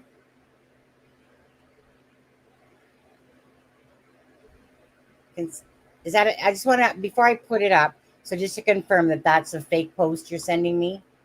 Let me just look in the chat here. She said no. Yes, check here. Yes, yes, I see that. Thanks, guys. I don't know if there's like this whatever lag. As yes, we hear you. What's going on? She says no. Wait, what? Yeah, she said no. It's not a It's in fake it. post. Okay, so hold on. So image file. 1 second. Sorry, Alexa. Did you say something there? No. I said it. She said it's not a fake post. Okay, so this post, um, Oh, that's from your guys' group. But who's J Baryard at Gmail? If anyone would like to donate to Finding Jack and Lily, anyone who can help with support of even $1 for bracelets, flags, and others to bring awareness to the kids, you can send donations to the email as well. Oh, okay. As J, who's it's not fake. So if anyone would like to donate to Finding Jack and Lily, anyone who can help with the support of even $1 for bracelets. Oh, I see. So basically, if anyone can just help out towards the funding, yes. Who can send donations to this email as well. Okay. JBAYARD. So JB a yard 604 at gmail.com. Every single nickel is greatly appreciated, and all donations go to Jack and Lily. Okay. Okay, guys. So I'll put that on. Oh, I'll do it right now, actually. Um, Is that the GoFundMe? No, that's separate. no. This is just if anyone would like to send donations to this email. So Oh, okay. basically, like a bank transfer thing. Um, 1 second here. Just gotta go to my own channel. I'll put this up in the community post, okay, guys? Yeah, and also maybe you can put the other one that the grandma made. I think Belinda. Is it Belinda? Which one? At the beginning, I think she said like the brace. Like if you want to get the bracelets, you can pay this amount of money. Oh, so that one's is already up there. Yeah, Oh, it's already up there. Okay, I didn't see yeah. it. Okay. I put up that the other day when they changed the prices because they didn't. It's just Okay. it's the first time doing a GoFundMe thing or whatever. Not GoFundMe, a fundraiser. Fundraiser. So live and learn, right? Live and learn. Uh, but So they what about you? Like, tell me. Like, I know you're very intuitive, and you. What do you think it happened? Like, what do you think? Do you think don't they wait, both Sonny, know? don't post it. Wait, what? I just said, is it a scam? I literally just asked that, guys. I literally just asked that. 1 second. I I would have to go back. nah, I don't need a phone call. I don't need a phone call right now. Okay. Let me take that down. Obviously, but I literally just said, "Is it a scam?" And everyone kept saying, "No, it's not fake." Right, Alexa? Yep. I even thought it said no. I don't need. Thanks, Trude. As in, it's real. That is not approved by Lana. Okay, but that's exactly what I was asking in chat. I literally was asking. So let's take this sucker down. This is okay. This is here, guys. Scam, scam, not legit. Scam. Okay, that's why I didn't want to put it up. I mean, people are like, "No, you're not listening. It's not fake." Like, can I just go back to that? That is not okay. Hold on. I just want to go back to that. See, this is exactly what I saw. It's not fake. And everyone's going, it's not fake, it's not fake. I'll be right back. Ladies' room. Okay. So we got it sorted now? Because it looked like a scam to me. That's why I didn't want to put it up.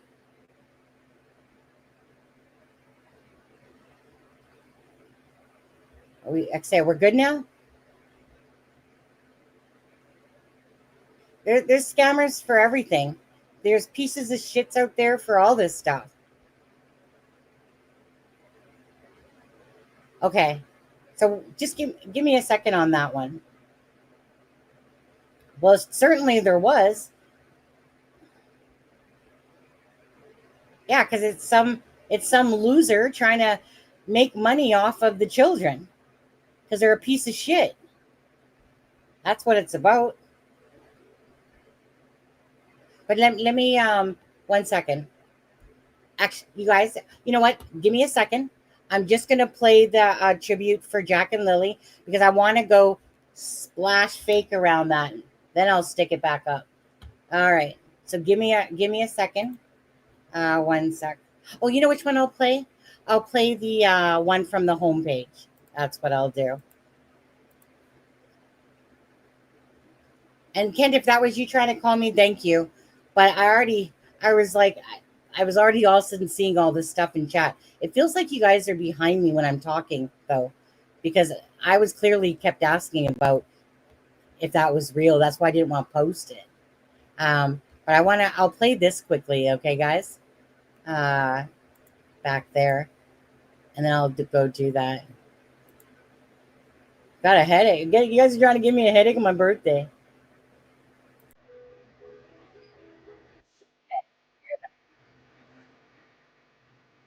I'd like to thank Lana and Bree for doing such a wonderful job at the fundraising and for having boots on the ground first thing, trying to figure out what they could do to help. This helps to support the bracelets, sweatshirts, t-shirts, banners, anything to promote the awareness and spread of Jack and Lily being missing. There were questions I know that people were wondering, well, all monies that are donated, what happens afterwards? The children returning alive, it will go to support them and whatever they need. If, on the other hand, things aren't good, we want a couple of benches put at their school. The kids love school. It's the only pictures I see the most smiles from Jack is when he was going to school. So we would like to have buddy benches at the school. Any remaining money after that, we want to see it go to the search and rescue. They're the ones that they gave it their all, and this will help so many more children in the future.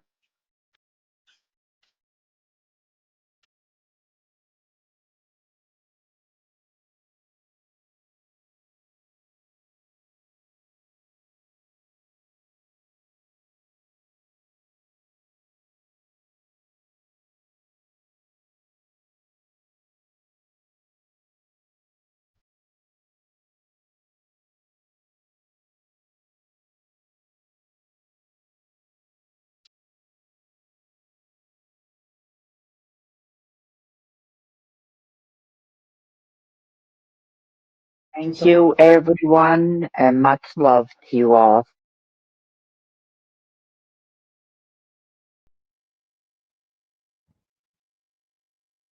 1 sec, guys.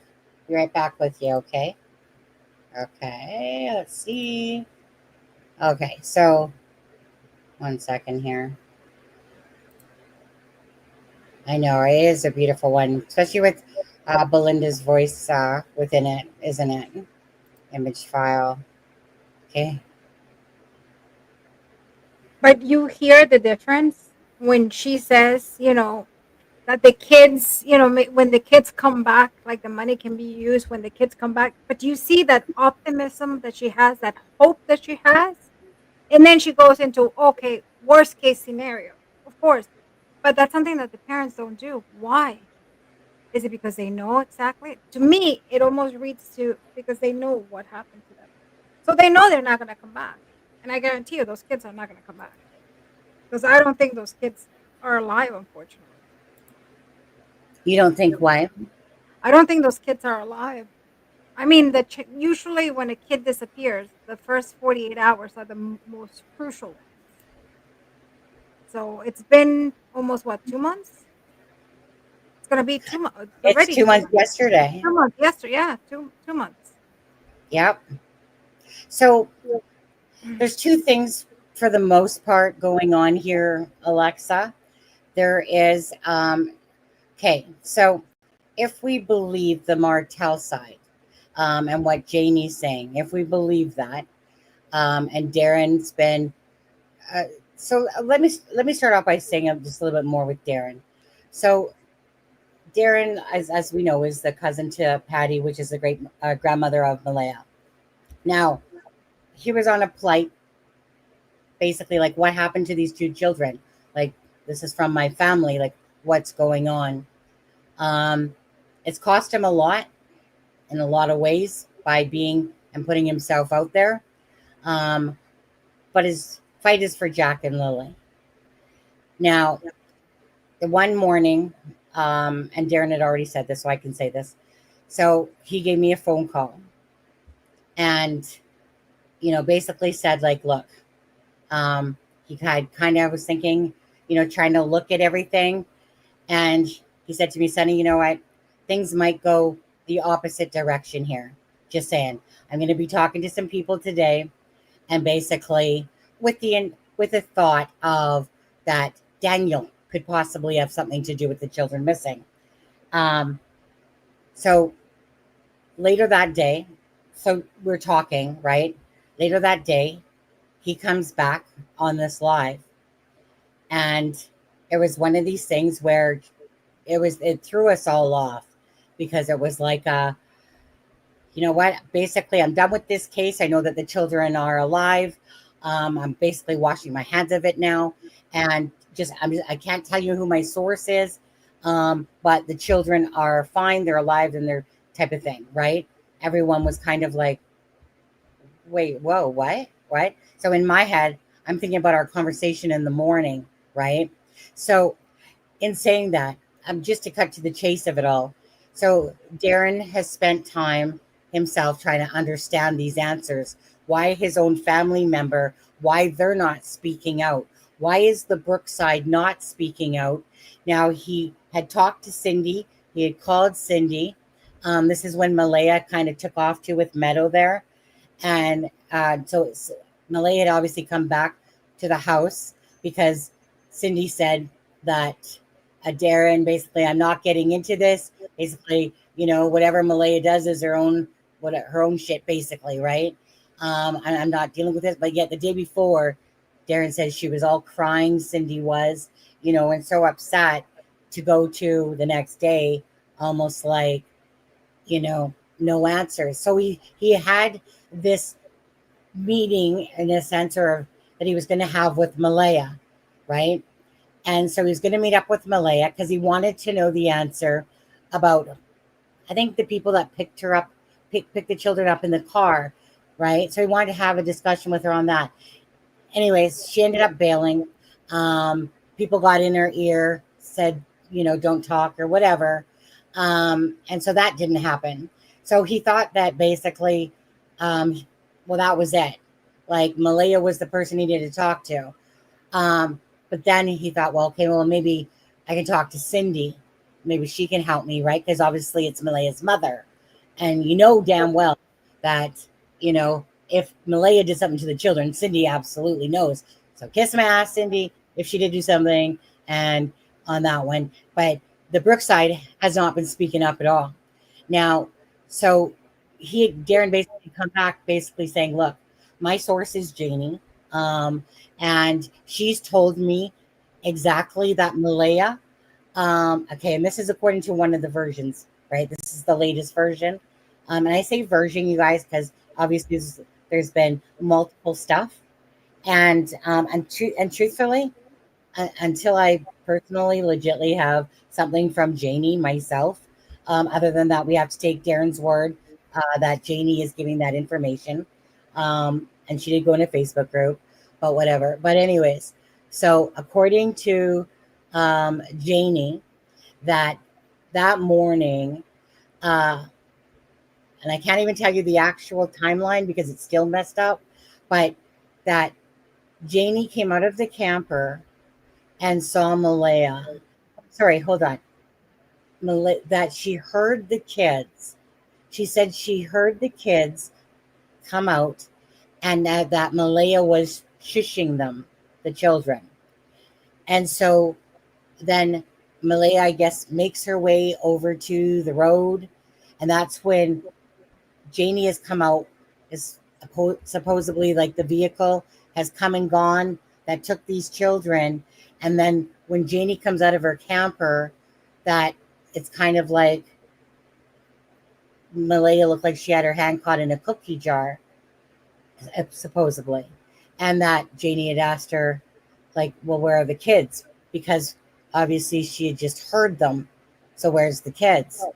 And so this is where now Darren has, in a sense, because of his, and hopefully, Darren, I'm saying this right.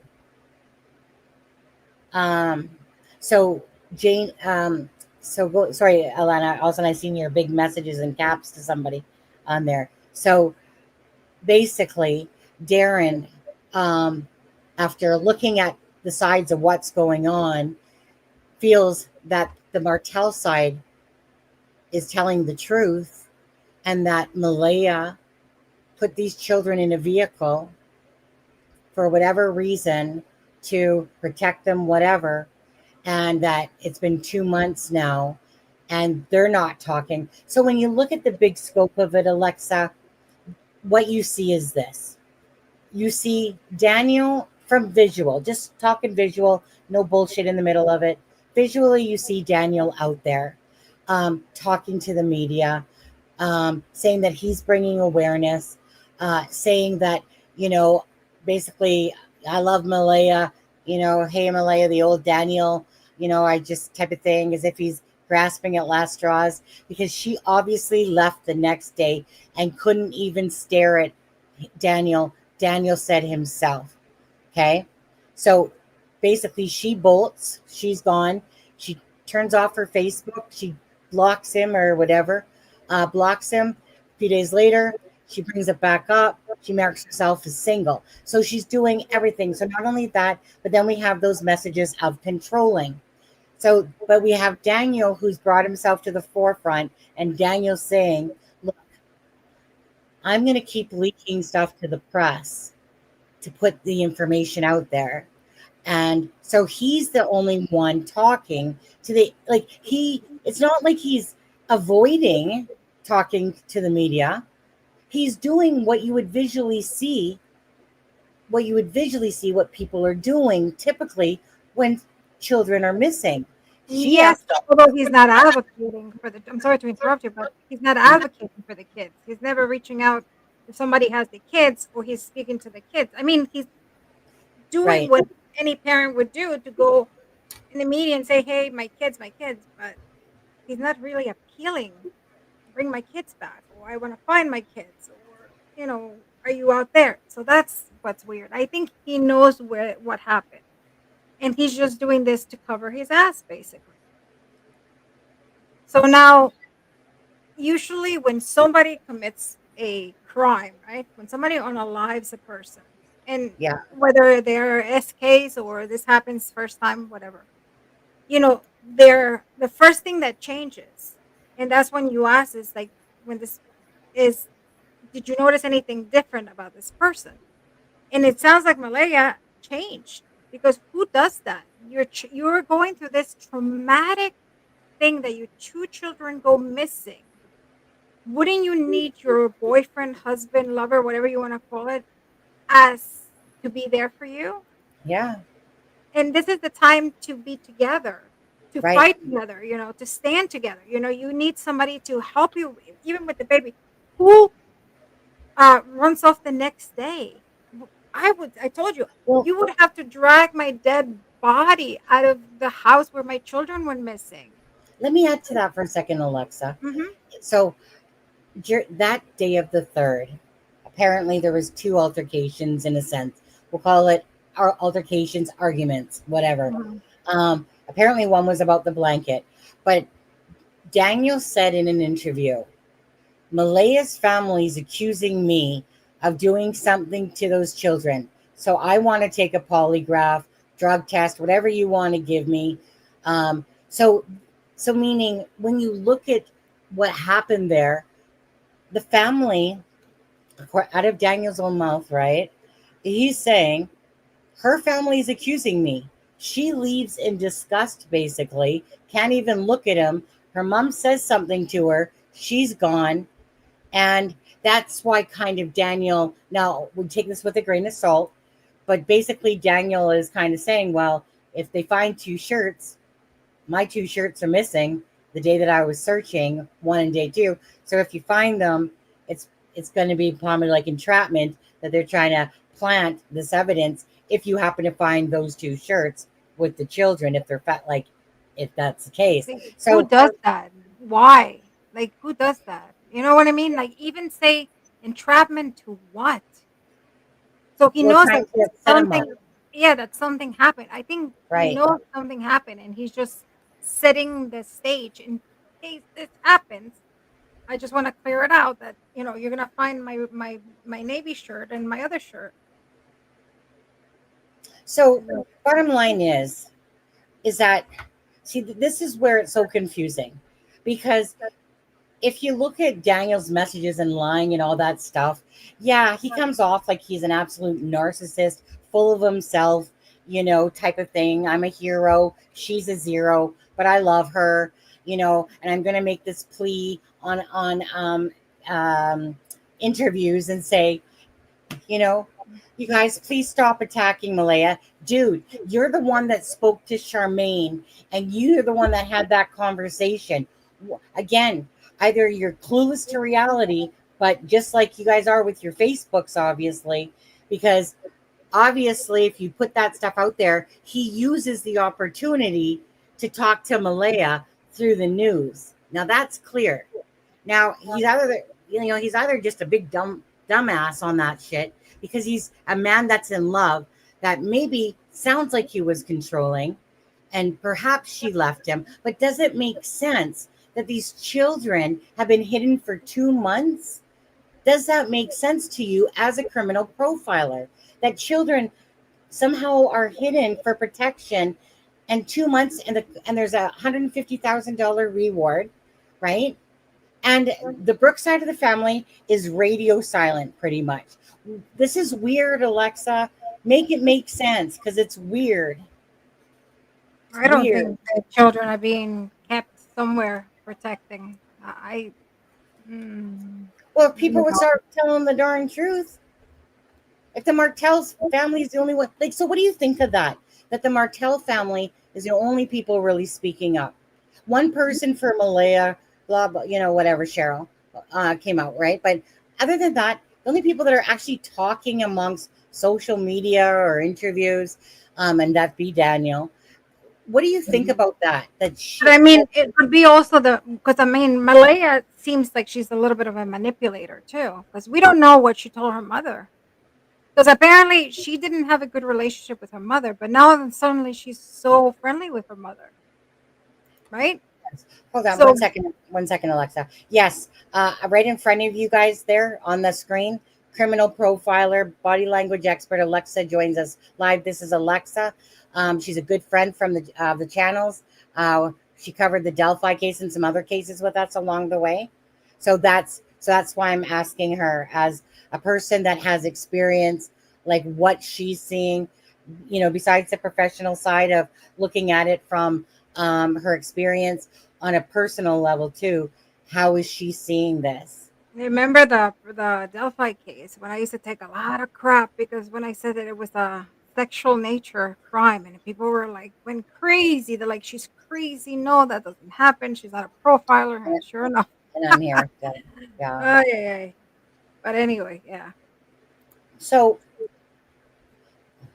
make this make sense for me somewhat, right? Like, if Jamie and Daniel are telling you the truth, just give a damn timeline. If you're going to come out to the public and you want the public to help because you're so invested in Jack and Lily, then just give a timeline, okay? Like, let's cut to the crap of this, to be honest with you. And I'm sorry, I'm not trying to be harsh. I'm just a freaking tell it like it is type of person. And the way I see it is this, is that there's a lot of bullshit that's been said from Daniel's mouth, and there's some twisted things going on there, okay?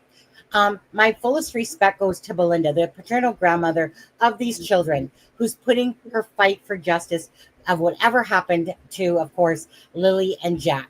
I think she's the only one who's fighting for those children. I'm sorry if anybody else, because I know Alana was here, but you know, from the family that is from really, the family, yeah. right? And then Darren's the second person, Mm-hmm. But as much as so Darren's providing information, but it's like he's saying information through Jamie, right? But again, if you are telling the truth and have nothing to hide, get your ass from behind the Facebook group, sit there and talk to us. Tell us, what is the timeline? so that we have a better understanding of the actual truth. If it's like, it's kind of a double-edged sword, really, right? You come out to social media, you're going to be attacked, especially if you're on what is deemed as one of the guilty sides, in a sense, right? But again, when it comes to children, It who doesn't gives matter. a shit what Yeah. other people think? It's the children. So that's the part that's getting me. Put up or shut up, honestly, because the lies are getting mixed up now. Just tell the damn truth. That's it, for the children. And then if you want people on your side, the Martells, then you can get people backing you if you can literally lay down a legit story that actually sounds reasonable and makes sense. But at the time, it doesn't. Why? Because Daniel's told too many different things. The whole thing about the kids and playing outside in Malaya and this. Malaya's family's off in whatever, Timbuktu there, freaking staying radio silent. Martell's family coming out. But there's bullshit. There's bullshit. We know that this is family involvement. Okay? I don't think there's any question about that there's family involvement 99.9999999% of the time. Right? Alexa, on the conference. Do you have time for a couple more minutes? Yeah. Do you? Yeah, I do a little bit. Okay. I want to play, if you guys don't mind, the let me just find the conference here, right here. Okay.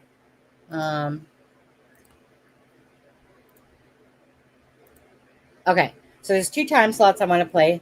There's this one, but I want to go back to 116. Okay. So this is the major crime units, Alexa. Mm-hmm. Let's just start here. We will automatically start to consider what evidence is pointing us towards a suspicious in nature. Again, I can't comment more than that, but every missing person case, we would approach it from the same process, a methodical collection and review of information with decisions based on that. And the family has said they believe it's an abduction or they suspect it's an abduction. Are there now any clues or anything leading you to think that that might be possible? If we had any information that led that way and we felt that we could provide anything with the public, we would have done that. We would have got that information out. We're working very closely with the family and we will pursue every avenue. But again, I'm not going to make any specific. Okay, Alexa? Yeah. They literally said right here, right? If they suspected any abduction, right, they couldn't find anything about an actual abduction. They said, we would have let you know that. But we don't have anything. This is not an abduction. I can tell you that. It's what? No, I said this is not an abduction case. I can guarantee you that. Mm-hmm. Okay, and so there's a second part that I'll quickly go to. Yeah, and you guys, I'm sorry if I sometimes get a little aggressive in my talking. Well, I'm not really sorry, to be honest with you. I'm very passionate. I am extremely passionate about children. And I don't like it when people play games when we're talking about 2 children that are missing. So get your pot off of the freaking toilet and start talking and giving damn timelines. Quit it with this wishy-washy bullshit of stories, Daniel and Janie and anyone else that is listening to me. If you truly care about Jack and Lily, then all this information should be handed over to the RCMP. They are not dumb. So if you're going to voice yourself out here to the true crime world, then be strong, come up, talk about it, put your voices out there, and tell a damn straight timeline. It's the children. I will never, never be easy on people that play games when it comes to children. And if you don't want to talk to me, don't have to. Just tell the darn truth. Tell the truth for Jack and Lily. And also, you can be protected because a lot of people are afraid to talk because they think that they are going to get in trouble. But you go to the police, and if you tell them what you know, they are going to protect you.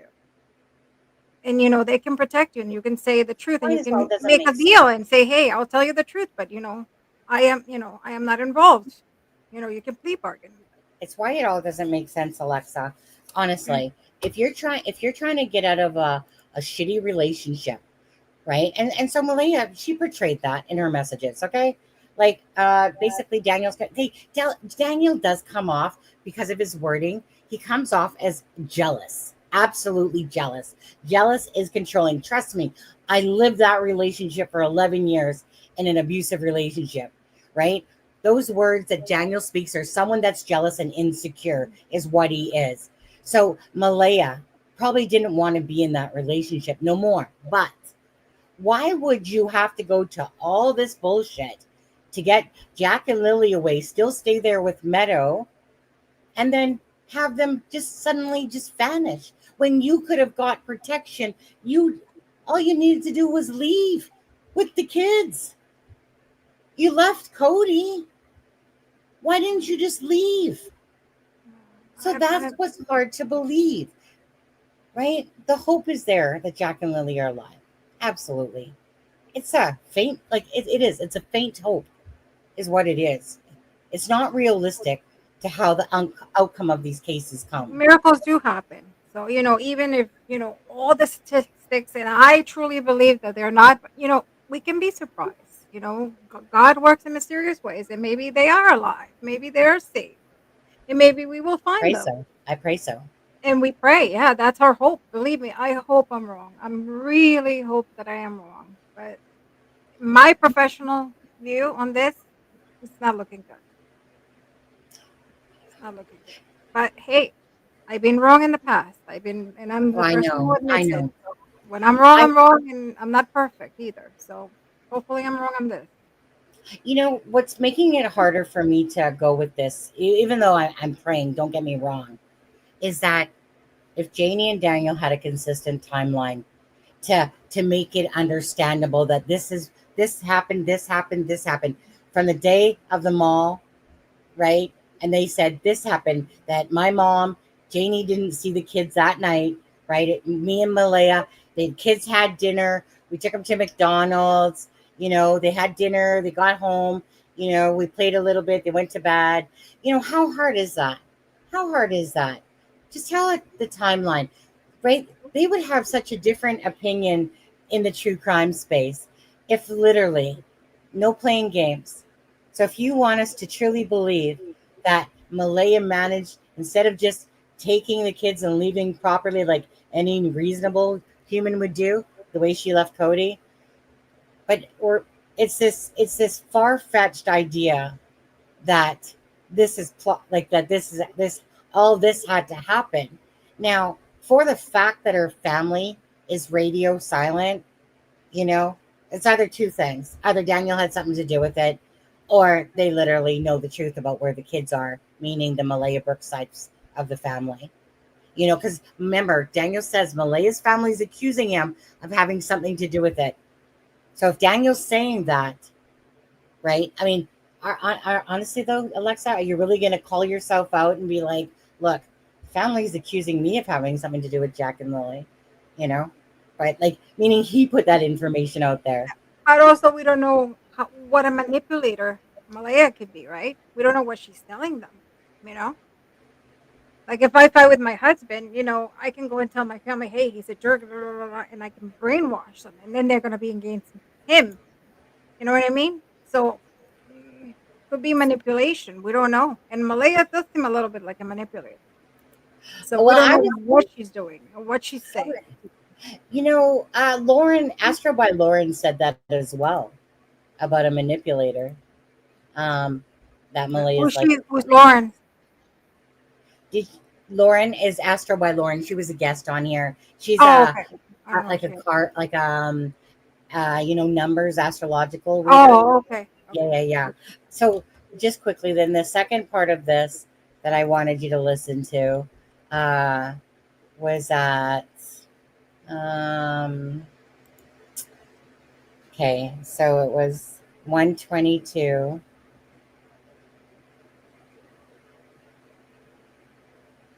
Started here.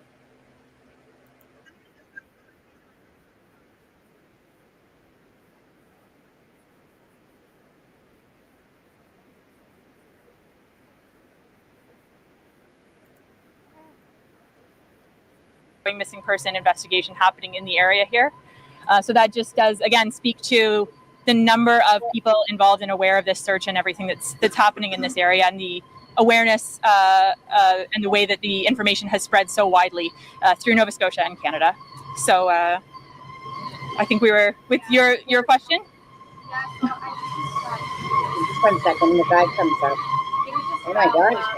Did you guys still investigate on searching for children in the forest? Have you found any evidence that they are? Also, Okay. And did you believe that that the evidence you found was of your children? It appeared it was a possible boot print of a smaller boot print. So when we have a possibility like that, that's when we exhaust that area as well. So make sure that wasn't a clue that we were missing. Lindsay Armstrong with Canadian Press. I'm wondering, I understand Thank you, that guys. units have been involved. Have cadaver dogs been involved at this point? I don't believe cadaver dogs have been involved at this point yet. Will they become involved? And I'd also like to circle back to Blair's question on survivability. If you could give a little bit more detail there about how you're making the equation, bringing in cadaver dogs and assessing survivability. So cadaver dogs could be the next step in terms of that part when we talk about scaling back. That could be another option that we now look at using. And getting back to that point, I mean, that decision was made based on a lot of factors. And if we thought they were alive right now, we'd still be out there. So could be, does that mean that no plans yet? Hey, Alexa. Not that I'm worried. I speak. They made that comment. They were scaling back, and if they thought the children were out there, if they thought that they were alive, they'd still be out there. Didn't find shit. Didn't find squattily shit when it came to that. Didn't find a knapsack. Didn't find a diaper. Didn't find nothing. Didn't find a scent. Didn't find nothing. The only scent, whereas the children go to school, is to the end. Now, according to Janie, again, take it with a grain of salt. Okay? Unless we verbally kind of hear her and she wants to put it out there, other than that. So Janie tells Darren that, hey, she had filled up a pothole in her driveway there. And it was because it was raining, as Malaya had said, or whatever. And there was this boot print in that pothole. And so that's where there's no scent past their home. Like there's nothing. Well, that's weird because it has to go somewhere. They can't just disappear. Somebody had to take them somewhere. Family.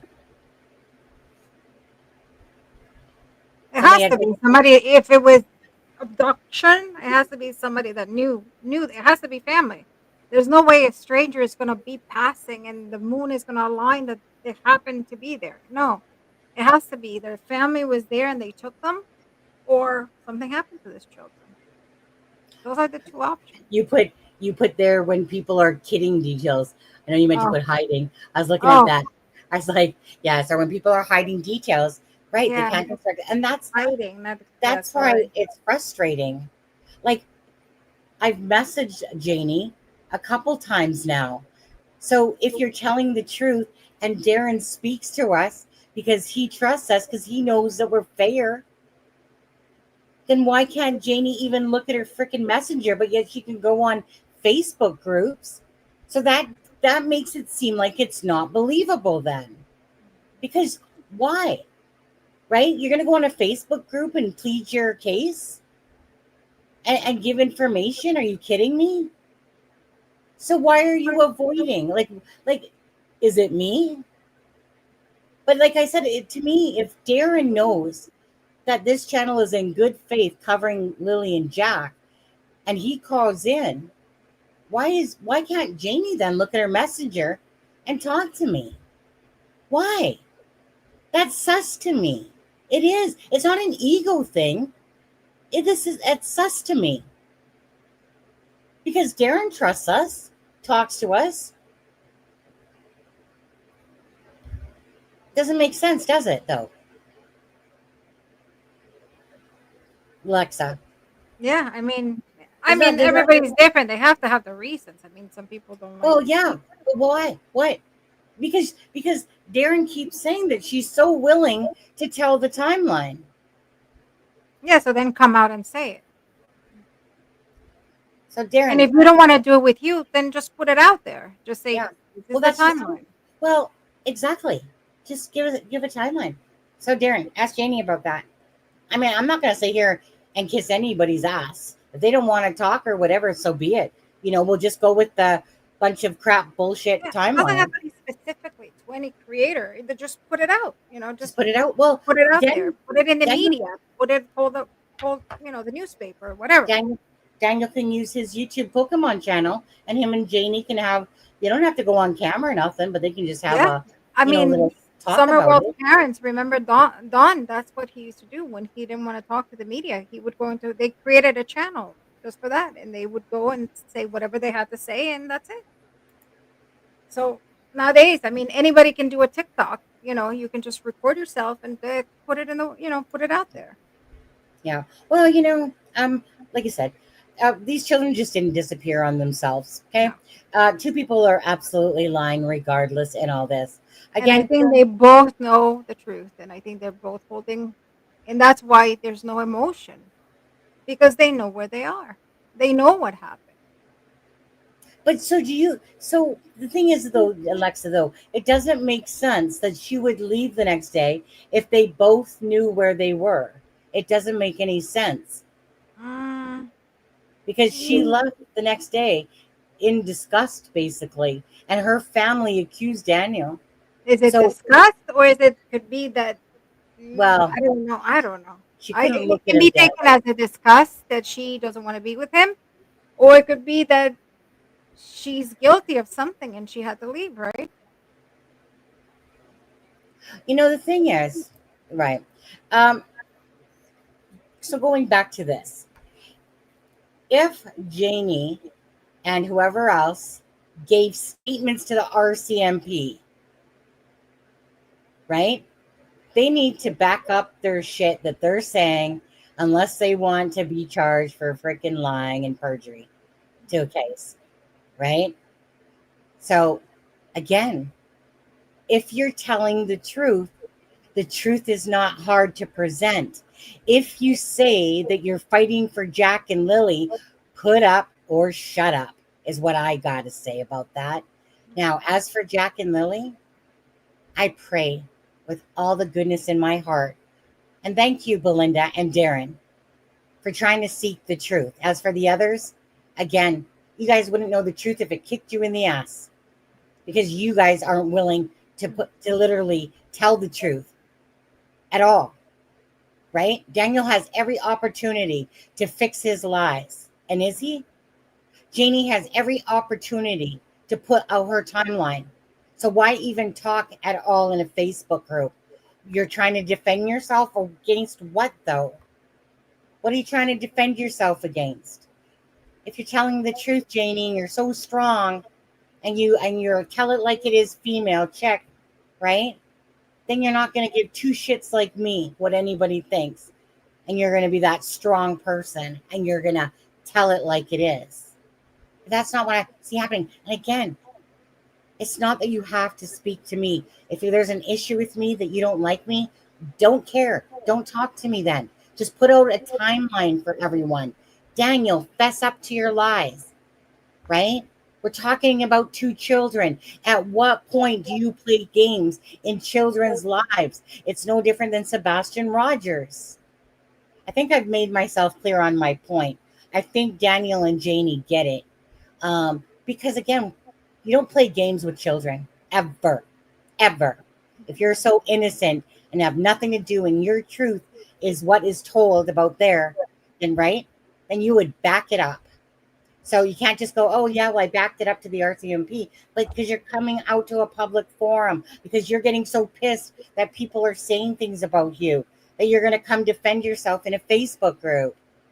But that's the thing. If you know the truth, you don't have to defend yourself. You don't have to. No? So then, do I make myself clear? I think I have. Mm-hmm. It's the children. Yeah. It will never be about me. It'll be about the answers. You want answers? You want to find Jack and Lily truthfully? And you want to come to the public on social media? Right? Then you can't have your cake and eat it too. In a sense, you can't have both ways. Why is Daniel telling stories to the media and then stories on social media? Totally different. We're going to wrap this up. there's more stuff I could have, like the behavioral panel. Yeah, I mean, if you want, I mean, this weekend is crazy because I mean, I'm going to Pennsylvania and tomorrow's July 4th, but I mean, I am free. Maybe if you No. want to do Monday, Tuesday next week. Yeah, you know what, Alexa, we'll talk about that. We'll do another one, Yeah. and see where we're at that point. Maybe with all the prayers of everything about Jack and Lily, we will definitely do another one and see, maybe Jack and Lily will be found at that point. Maybe answers will come. Maybe somebody will be pissed off enough that they have knowledge about Jack and Lily and will actually speak. $150,000 reward dangling, just waiting for you to snatch it. But I want to show, if you don't mind quickly, Alexa, No, it's good. stay with me for a couple of minutes, and then we'll go. Okay, so I want to show you guys these beautiful decals. Okay, so these are the ones that are for the fundraiser for Alana King. Still missing, and Jack and Lily are on the boat. So those are some of the card decals that have come in. Let me show you guys another one. There's 3 I want to show you here. Add screen, image file. And then there's this one I love. Sorry, this is my favorite one in between the two of them. I love, it reminds me of Delphi. Remember the socks for Abby and Libby? So anyways, dinosaur. Oh, Yeah, you guys see that? That's one I created for Delphi with the little shoes and socks there. Today is the day. Yeah, on there. Now, that wasn't my painting. Somebody had done a nice painting in honor of Abby and Libby. I loved it so much. I just had to use it. It was just so gorgeous. So I do love this one, the Jack and Lily one. I'm thinking that Bree maybe somebody else did these ones. That Anyway, looks like you did a little emoji. That looks like your emoji. yes, I kind of did it based around that. You guys, if you guys see in chat, obviously, I changed the emoji because you couldn't really see the other one, and emojis are small enough, so I just made it Jack and Lily. So anyone that's a member, you guys That's can of cute. course use that as well. Okay. Darren, just call in with Janie beside you on the phone. Clarify. Just clarify. Yeah. That's so sweet of you to say that, Layla. Right? You see the positivity and sweetness of the soul. But yeah, try to get Janie just to be on the phone with you. Clear up this timeline. Everyone's so confused still about it. Honestly, they are. Even when I had asked Belinda, could you just explain the timeline to me?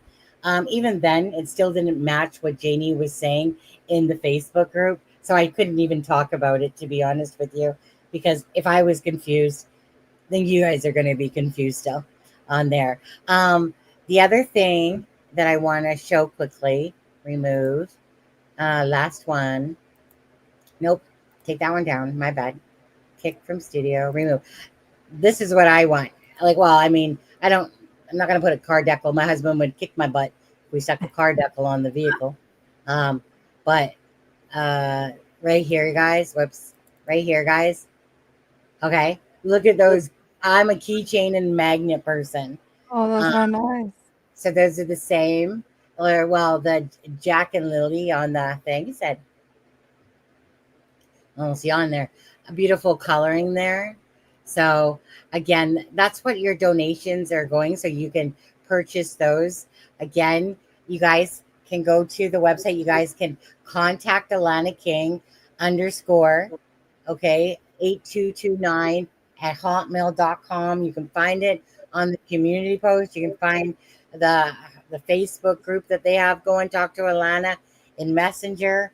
But anyways, so with that being said, I'm going to be talking to my twin sister right now. See what time we're going to go out for dinner. Yes, enjoy your birthday dinner. Happy birthday. I hope you I was have a going to say, beautiful year. Alexa, thank you for your input. I know that had more things that we can talk about, but we'll see how it goes. And hopefully next week we can do it again and Yeah. to see where the case is at that point. Mhm. Other than that, thank you so much for your time You're welcome. You're today. welcome. I mean, like I said, next week should be, I mean, just Thursday and Friday because my kid's birthday coming up. But I mean, over that, it should Okay, be. actually, Alexa, let's talk about that again. So this is cray cray a little bit, but so Alexa's birthday is January 4th. My son's Mhm. birthday, Matt, is January 4th. Her kids' birthday, her twins, are July 11th. Mine and my husband's anniversary is July July 11th. 11th. Absolutely. You're talking Crazy. about the stars aligning sometimes, people, I, you know? I know. I was thinking. I mean, it's been like 4 years that I think I've been in this channel. But Yeah, when I started to, it's amazing how time goes by so fast. yeah. A lot of people are saying thank you to Alexa. So thank Yeah. you. I appreciate you Uh, having me. Bab, thank you so much. Yeah. Sorry again. I don't apologize for my passion for cases. I'm not angry. Well, no, I don't want to say that fully because obviously you don't mess with kids. You don't mess with kids. These are beautiful children that deserve to have answers. Belinda and family members deserve to have the actual answers. They, Malaya and Daniel, they know something, in my opinion, allegedly, whatever. Anyways, go off. You go take care now. I'm going to spend a couple more minutes with these guys. Okay. And thank you so much again for your time. Oh, thank you Appreciate for it. having me. I appreciate. Have a Uh, good birthday. Enjoy your Nice to dinner. see you again. We'll Nice to talk see again. Okay. you. Yeah. Okay. Love Thank you. you. Take care. Bye bye. I love you too. Bye bye. Yeah. So during true crime, you guys, you come across some really great people. Again, Charmaine, Alexa, Melissa. I know Bev is stellar. I know Astro Lauren that we had on, but you come across some really great people, and that's what I love is that people that they just want to help or want to come on the live talk and whatever. They're not above anybody else or below. We're just people trying to help out in our small way. So I truly do appreciate those friendships. They mean a lot to me. And I'm not talking about just them. There's people, obviously, Miss Dog Lover, Sharon. Not so sure about Ben. And Ben, did you laugh when I called you my online husband on your post when you said happy birthday?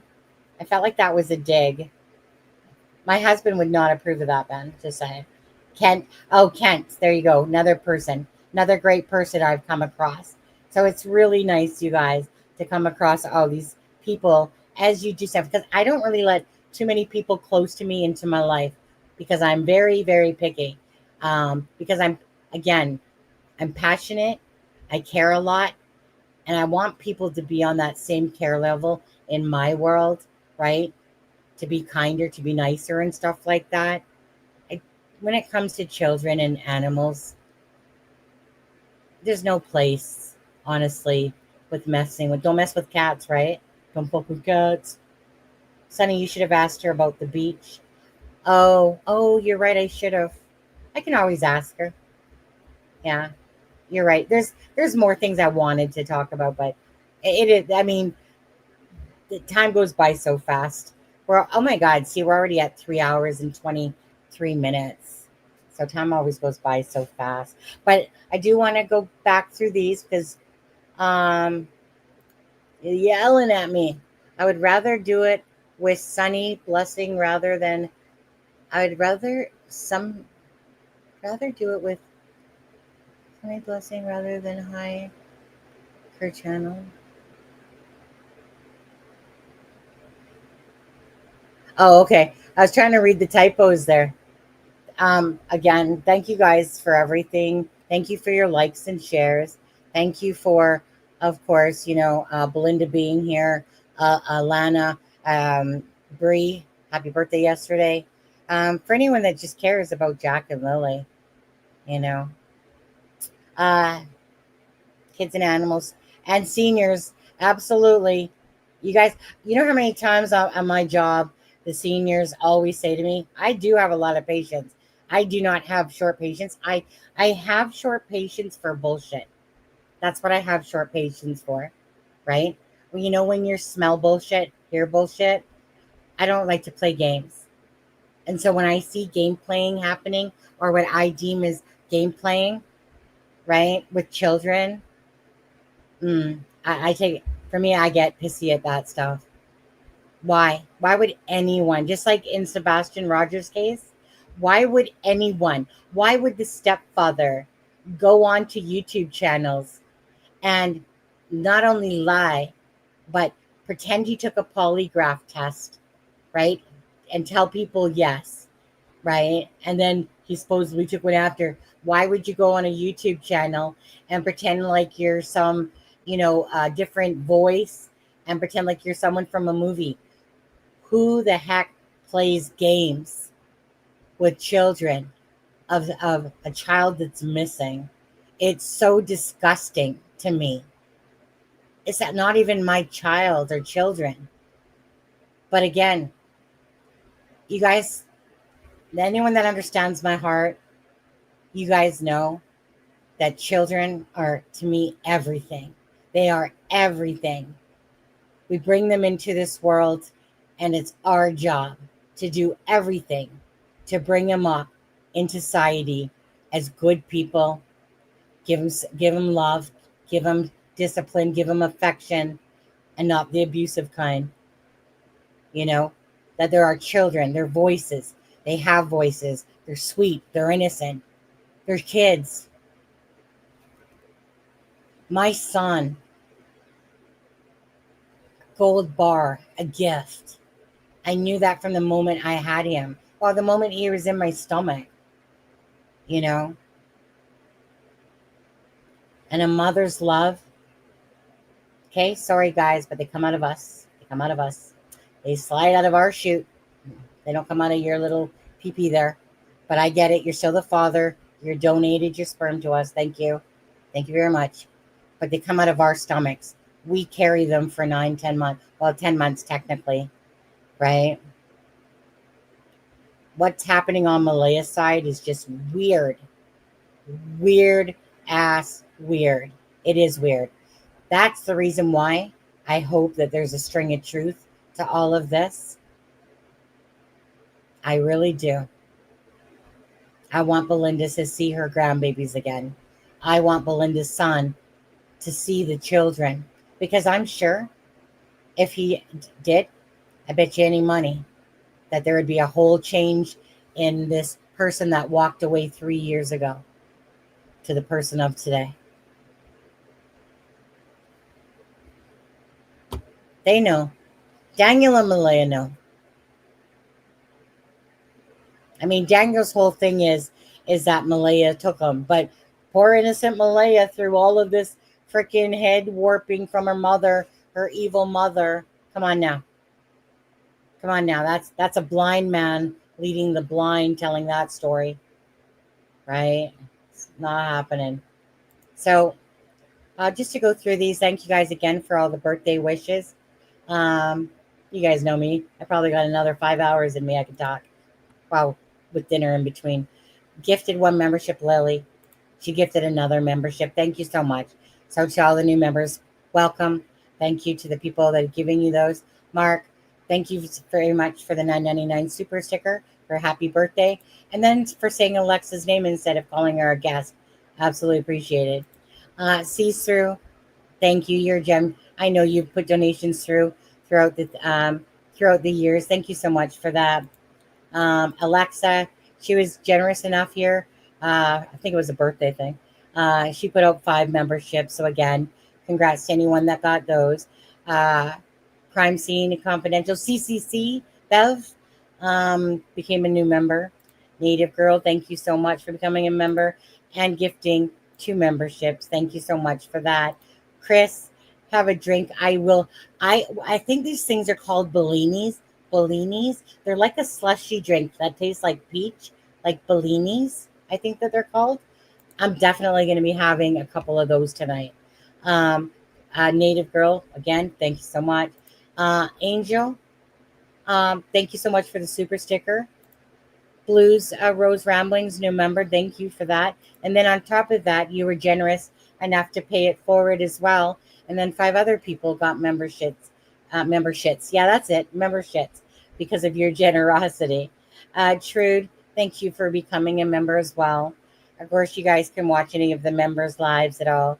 You guys can use the emojis and stuff like that, and don't have to deal with the slow mode. So I just have to show the appreciation of that. Again, to all the birthday people that made. There we go. Yeah, no news, Ken. Just a 50-second recap on there. So thank you for the birthday wishes. With that, I'm going to say, you know what? Let's do this one more time before I get going. I'm going to do this for Landis Group, for Belinda, and the change. Thank you, Diamonds. Thank you so much. Appreciate that. Okay, so let me just stop screen. We're going to just go to the, no, I got to go to share screen. Okay.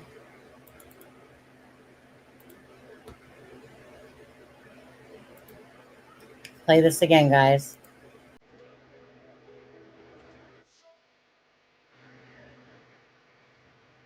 I'd like to thank Lana and Bree for doing such a wonderful job at the fundraising and for having boots on the ground first thing, trying to figure out what they could do to help.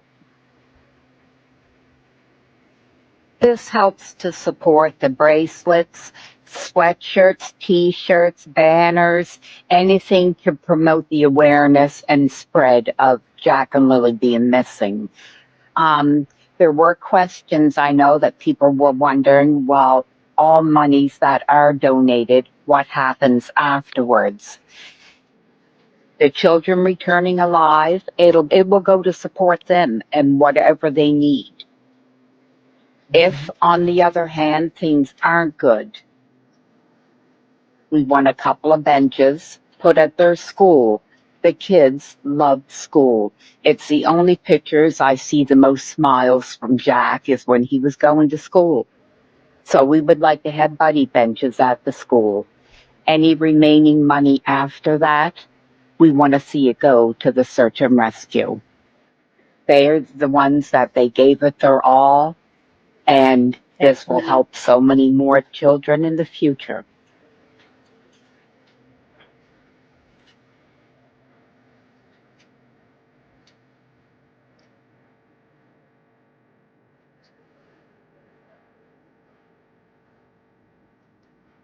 Oh, just give it. No, she would have a thing beside her name. Native girl. No, she doesn't. Where is it? Oh, she's got a member. She got one. Yeah, she got one. Right here. You can see it right there. Thank you, everyone, and much love to you all.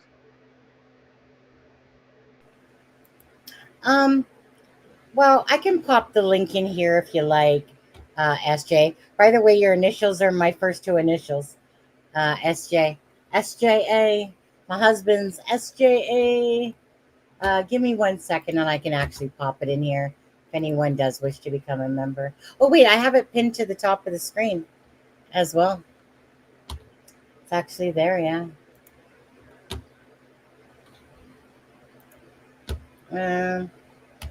Jeez.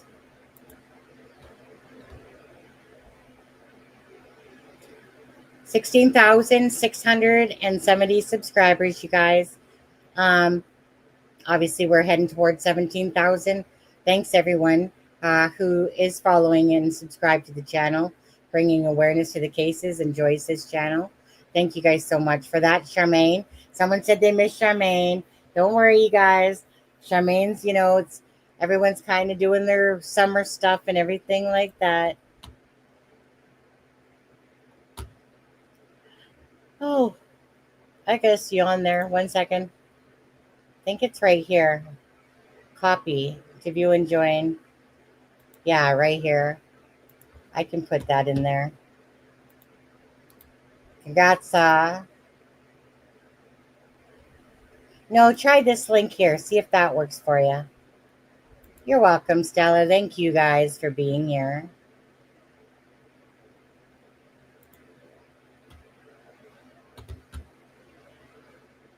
There's a billboard by Halifax Airport. Would be good. Oh, to bring more awareness. Yeah, absolutely. Maybe the group, Lana's group there can think about doing that because they do that in the Sebastian Rogers case.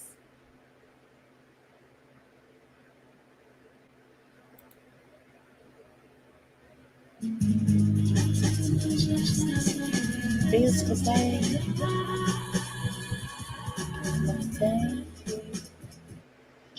I will. Thanks. You're right, because I'm. Have a drink happy for your birthday, Sonny. I will. Thank you, because you know what? It's kind of ridiculous. Drinks are like $7, $8 just for a freaking drink. What happened to the good old days, eh? Highway robbery. Going to the liquor store and freaking purchase, $50 worth and get probably 50 drinks out of it, type of thing. Crazy, crazy. Sorry, I'm starting to yawn a bit. No offense. Hi, Krista. Thank you so much. Thanks, guys. When's Charmaine coming back? Well, I'll make her stay away longer, BBB, just because you asked that. Just kidding. That's not working either. Yeah, I mean, it does work because people join all the time. I don't know what to say to you on that one. Maybe you know what? Maybe SJ, just go to the channel and then you should see a join button. Maybe it will work from there for you on there. But thanks for trying.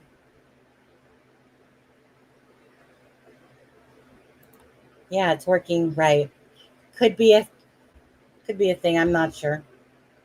I was gonna say, right, had to go to the laptop for probably. It just keeps buffering. Yeah, maybe if you go I'm not sure if you go through it through YouTube or if you're going through it through the browser. That makes a difference as well, or a device. But browser and YouTube make a difference.